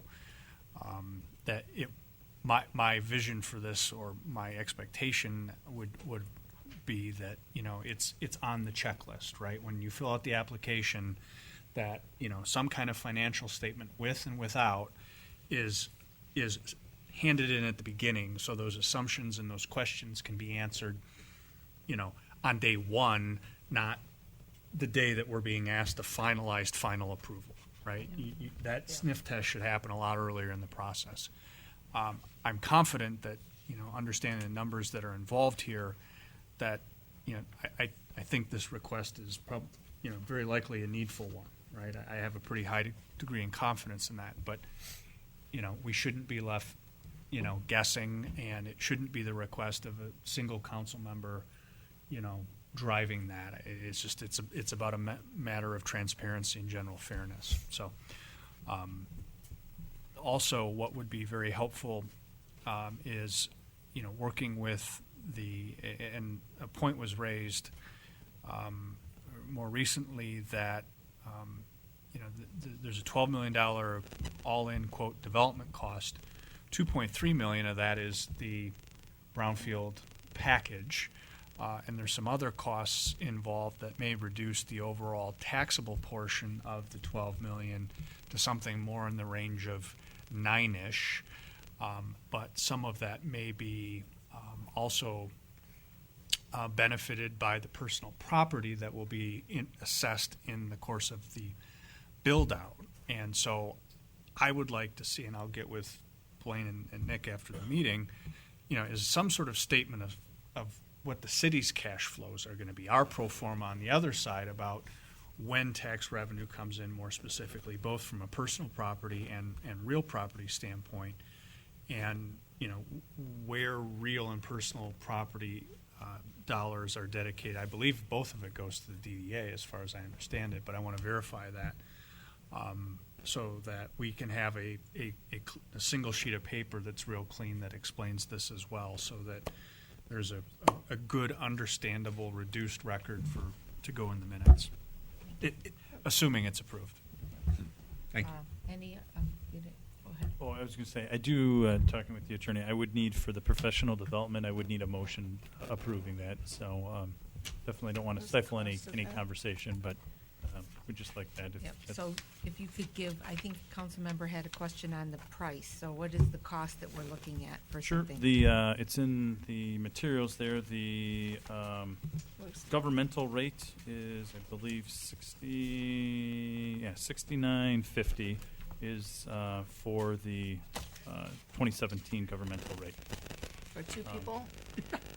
Each, yeah. Now we know what's going on back there. Okay. Wow. Does that include transportation? That's not. So that's just the cost of the training. There would still be the airfare and hotel expenses. Wow. It does include food.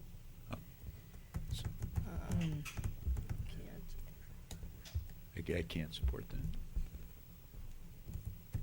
It's too much. will note that I'm not going to the ICMA conference, which is typically about this overall same price. So there's about $6,000 in the training budget for myself, and I'm sure there's some training dollars for the chief. Oh, well, Madam Mayor. Yes. So, but you haven't really gone and done any formal professional development like this since you've been here, correct? Correct. Okay. Well, with that, I'll make a motion to move to allow that to happen since you haven't. So that would mean that we should have enough in the budget for both parties to attend. That's correct. Yeah. So do I have support on the motion? I'll support the motion, and I will expound on that. All the department heads this council asked them to find some kind of provision to get some reference materials, some leadership, employees, pulling it all together as Blaine is a new city manager here and really pulling this together as part of his evaluation process. So he's been vetting these out, and this is what he has chosen. And it is within his budget because he is not going to another conference. So I think we should honor all the work that he's put towards trying to find the best fit for him to grow as a city manager. And, Madam Mayor, and I will just add that I do know, after speaking to those in Rochester Hills who just did their training themselves, how valuable it was to the community. I have a question. So the fire chief, do we have a budget for him for something like this? He has a training budget as well. And where do we fall in that budget? Because we're obviously going over budget. Right. Yeah, so his The typical- budget's yeah. so I want to make So sure that. it's $5,000 is the Okay. typical amount. So with the $6,950 is Plus, we're going to plus have. the airfare. Yeah. And hotel. Right. Councilmember Cuthbertson. I will say that this is at the very edge, outside limit of my comfortability. I want to support professional development. I think there are a host of programs put on by, world-class leadership organizations, a lot closer to home. I'll just say I hope that in the future that this is something that's considered perhaps in a different light. I understand that, one or more of my colleagues may not support this. I will in this instance. I can make a suggestion in terms of a team building, staff development matter at Leader Dog for the Blind has a new program borrowing on trust and communication as being the foundation of a good management and leadership environment that uses an actual client and the dog to demonstrate what that means. And they've built a curriculum around it, and it's just up the hill. It's having a lot of traction, I understand, in the automotive industry in Metro Detroit, and seems to me to be probably a little bit, in terms of an ask, I think a lot more cost effective and closer to home. So, thank you. Councilmember Bixson. Yeah, I mean, since the city manager's not going to that other one, I guess I can support this. As I said up here for a long time, if the budget's $5,000, stick to the budget. Why do that? Is it that difficult? You have a $5,000 budget, spend $5,000. Why come to us with 10 when it's 5? Well, I will support that, but it's disappointing. Thank you. Any other discussion on the motion, Councilmember Giovanelli? Thank you, Madam Mayor. What was the event that just happened at Rochester College? Was that not Disney? That was Rochester Hills. Yeah, there was okay, so this is a one day, yeah. Got it. So, what I was getting to, is it cheaper to have a facilitator come up here and sit in here? About $75,000. Oh, that's it? Yeah. So we did look at that price to actually have our full staff go through. So They are. Leader dog. Whoa. Is that what that was? I was thinking. Well, they had for sponsors, asking. so that's what happened at Rochester College. There was, I'm I not mean, sure how they it looked like a NASCAR event with all the sponsors that were there. So, I mean, I know. Well, Yeah. and I'll just add, I've been to one of those through our association, so I'm in our convention, so it's very nice. You get a lot out of it. 75,000? Yeah, that was the estimate that we got to have them come up. What a business. Yeah, right. Go ahead. Just to finish, right, so I know for a fact that there is entities, to my colleague's point, that are in here that would do is equal or better work. I'm not, I will support it. I think, we need to get you guys out there thinking a little bit differently, and hopefully that'll provide that sort of leadership. But, 5 days of fun in the sun in Orlando, and I better not see any craziness stuff on social media, Mr. Manager. Sorry. Yeah, I'll just follow that. This is a tough one for me. Yeah.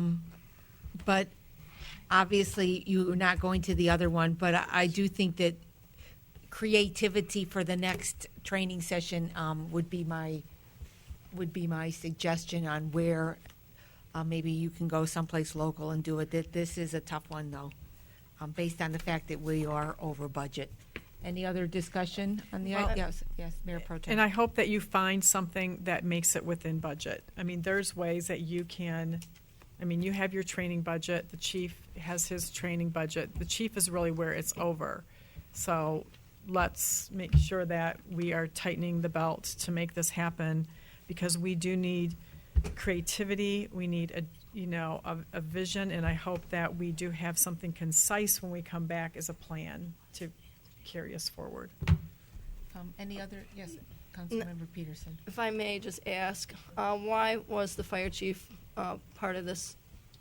Yep. So typically, actually, I would have actually brought in Anthony. However, we are rolling out our ERP software, and we're going to be getting into budget at that point. So We don't want to waste our money on him. Okay. So Well, and then I guess my next question is, you said this is in December, right? Yep, December 4th through 8th. All right, so there's so much going on, like right now. Is this something that could go into the next year or no? The price actually goes up if it goes into next year. And looking at the calendar, this is probably the best time, as we're going to be going into goals and objectives, Right. so that I would actually have some The actionable ideas, items okay. to actually come forward and share. Again, this is a train the trainer, so both the chief and I are going to be trained and then be able to pass this along to our staff. Several other communities have gone through the 5-day intense. That's what they've done, and they found this very successful. No, and I appreciate that, and I know how much training he's done, from where he used to work and everything, so it works. Madam Clerk, the roll. Dalton? Yes. Russell? Yes. Dixon? Yes. Cuthbertson? Yes. Giovanelli? Yes. Peterson? Yes. Ray? Yes. Mr. Banda, any miscellaneous?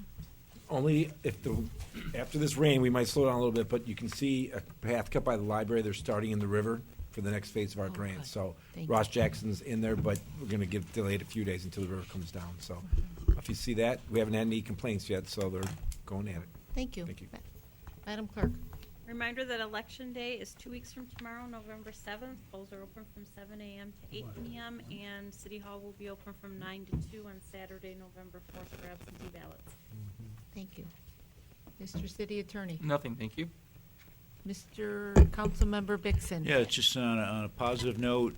As people know, I work in Waterford, and people are already asking me about the Christmas lights and when is it going to be on, and when does it come. So that really has become a statement signature event for our city, which is good. I hear a lot of this stuff going on. It's still we still don't get much going on north of Main Street and Walton. But we've been having that conversation for 15 years, so it'd be nice to have that. But a lot of good stuff going on downtown. Thank you. Thank you. Councilmember Ray. Yeah, just to thank everyone that came out to the Raya Spaghetti Dinner at the fire station. It was a fantastic night. It was jam-packed downtown for Trick or Treat. It had to be like a record-setting event, and special thanks to the fire department, as always, for their generosity. I'll take a pause on all the Oakland athletics stuff just for the sake, but to encourage. It's a sign of the end times. Yeah. that if there's any Michigan State fans, that you can stop by Oakland University, because OU will be playing MSU, their club team, this Saturday. So there's a chance you don't have to drive out to East Lansing to see your own team. That's going to be crazy. And just to remind all the candidates of the most nefarious of our sign ordinances that Yes. do not allow campaign signs outside polling locations before midnight the night before the election. Thank you. Why do you keep bringing that up? I wonder. I know. Well, because Seriously. the reason It's a I nice keep, little the reason I keep bringing it up is because the last time I ran, I purposely stayed up till midnight to go put out my signs. Okay. It's a friendly reminder. Councilmember Giovanelli. Since we're into friendly reminders, unless you got the reporting waiver, I think we all have a campaign finance report due this Friday. Yes. So those $25 a day ones hurt. So yeah. They do.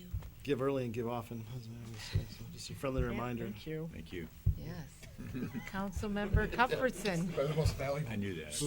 So I've learned the hard way lots. the trick-or-treating event was really exciting to see as many people downtown as there were. I think that, my impression seeing the CERT folks out and the police cars, and it turned out to be bigger than was expected.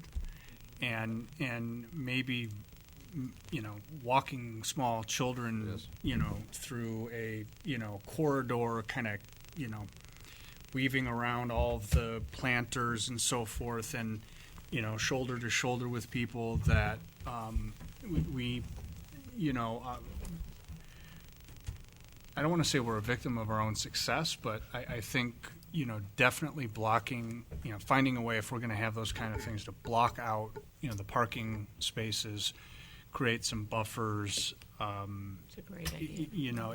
It felt really crowded, and, for, a parent, my kids are, older now. I mean, they're not toddlers, and so I feel a little more comfortable. But if I had a really small child, it would have been a bit more uncomfortable. So I think looking at how we manage things like that, especially when there's nice weather.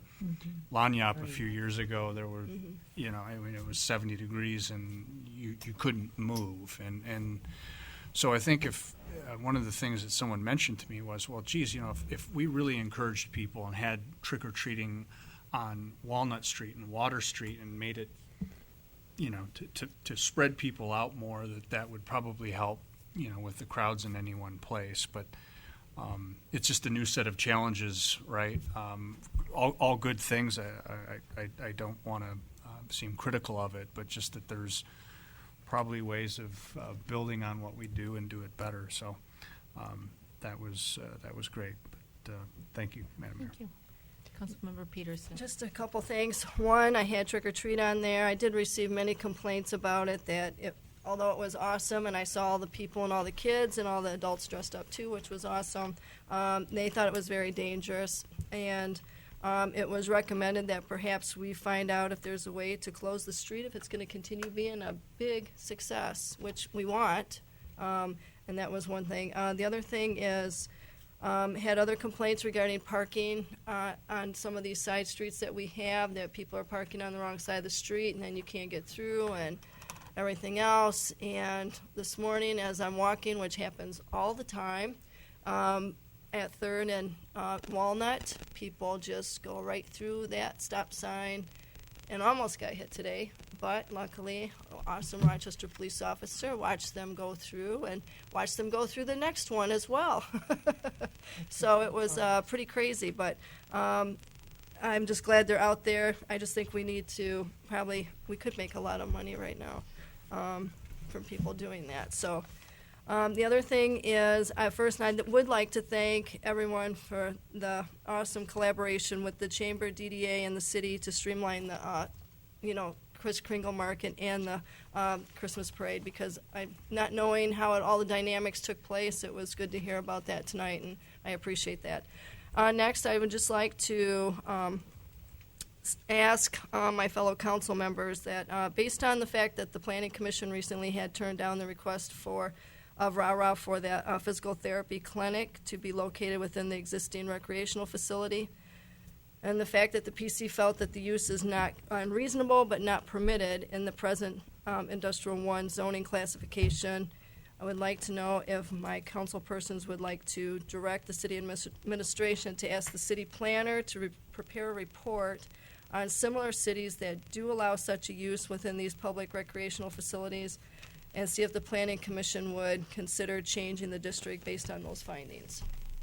So that is what I have. One more thing, and wanted to know if the radar is working over on Parkdale and if the big trucks are still going through there. So with that, I take it, not hearing anything from my fellow council members, they don't want to move that forward to administration. Councilmember Cuthbertson. So the Planning Commission actually didn't act. We were informed by administration that we couldn't act based on Right. what the finding related to a second principal permitted use, and so the recommendation and the next step was offered for the applicant has a host of potential options to ask for the very same things that you've outlined, right? A conditional rezoning, a straight rezoning. There are a number of things. The business could say, we're only going to operate consistent and only treat RARA members, which would change the nature of the use. So, I think before we take legislative action, hearing from the applicant or hearing from RARA what it is that they would like to see happen ought to come from the individual party who has requested something that is inconsistent and different than what the existing zoning permits. So I would almost put it back as I think the staff recommendation was at the Planning Commission, which I think in principle the Planning Commission agreed with, was come to us with what it is that you want to accomplish and lay out a roadmap on what your request is. And More or less, the ball's in their court. Yeah, I think that's a really great way of summing up what I've just That's gone the on way I about look for at it. 90 seconds. So thank you, Madam Mayor. But if I just might add, Madam Mayor, but you would still need a zoning amendment to do that, to make that change. So, all Yeah. through there. Yeah, so I think it's Okay. best it comes from them Okay. and not us. That's just That's my fine. personal opinion. I appreciate that. Mayor Pro Tem. Yes, That's a liaison. couple of quick things. So on the Romeo Road, can we maybe do like a traffic calming or a speed sign or something, to help out with Mr. and Mrs. Scott's findings? I don't know if there's just something that we can do. I'm looking at the chief, so maybe there's something that we could, and maybe he wants to speak on it, I don't know. But we do have a lot of people zipping through lately, just through stop sign. It's a constant flow of concern, at least in our emails, in our boxes. Well, I always suggest that people contact us as quickly as possible when they see those things. Helps us to be more responsive if we hear those things directly. I did just check, and over the last year, we've had 71 occurrences where police officers have worked that location specifically for speed, selective enforcement, and other violations. Okay. So it is as someone who lives in the neighborhood and has a wife that reminds me constantly of that problem, it is something that we pay attention to quite frequently. Very good. All right, Thank thank you. you, Chief. Thank I you for that, appreciate Chief. that. Okay, next thing is, thank you for the inventory and the maps to the DPW for putting that in our packet. So that's very helpful when you have those things. So when you have your meeting, you have time to take a look at it and think about that. We did have a joint meeting, which is really important for the Charter Township of Oakland Parks and I'm hungry, so I want chowder. And Recreation Commission with the Paint Creek Trailways. It was a joint meeting. It was televised. It was October 18th, And it was a big meeting to really discuss what we're doing with the Bridge 33.7 and the design. So there were several designs. They went with the truss design, but the Rochester Bridge is something that we really have to look at. And we have a report. We do have some issues with that bridge, but one of the designs was old railroad cars that was really unique and really, really cool. And that's one of the options that the citizens really want. So I really would love to get feedback on that report, so when we go down that road, we can actually keep all of that data, so that could really save us a lot of money on the engineering and all that kind of stuff. The elections are really important, guys. Understand who your candidates are. Come out on the 30th. It's an important election for the city, so I just appreciate all the candidates that are sitting here that keep listening to all of us, and so I'm sure that, well, several of you are going to be here very, very shortly. And next is the trick-or-treating. One of the things that we did talk at PSD is maybe what really happens is the outdoor dining, and it really causes clogs when those outdoor dining is not taken down, because there's no thorough way. And so really maybe look at what that impact could be. I'm not sure if that sits in PSD or where that sits. Okay. Our city ordinance says by November 1st, so I contacted them. I think 3 of them took them down. A couple didn't. It'd be nice if they all did. So we could move the date back to a week earlier and solve that problem. So maybe that's something that we really should, because I really think those were the pinch points, were those particular pinch points. Thank you. Any public comment, miscellaneous this evening? Okay. I just need a consideration of request for closed session for City Council to consider a periodic personal evaluation of the city manager and city clerk. So moved. Without an intent to return. Yes. Without an intent to turn. Motion Support. by Peterson, support by Cuthbertson. Madam Clerk, the roll, please. Sheldon. Yes. Russell. Yes. Vixen. Yes. Cuthbertson. Yes. Giovanelli. Yes. Peterson. Yes. Ray. Yes. 5-minute recess, please.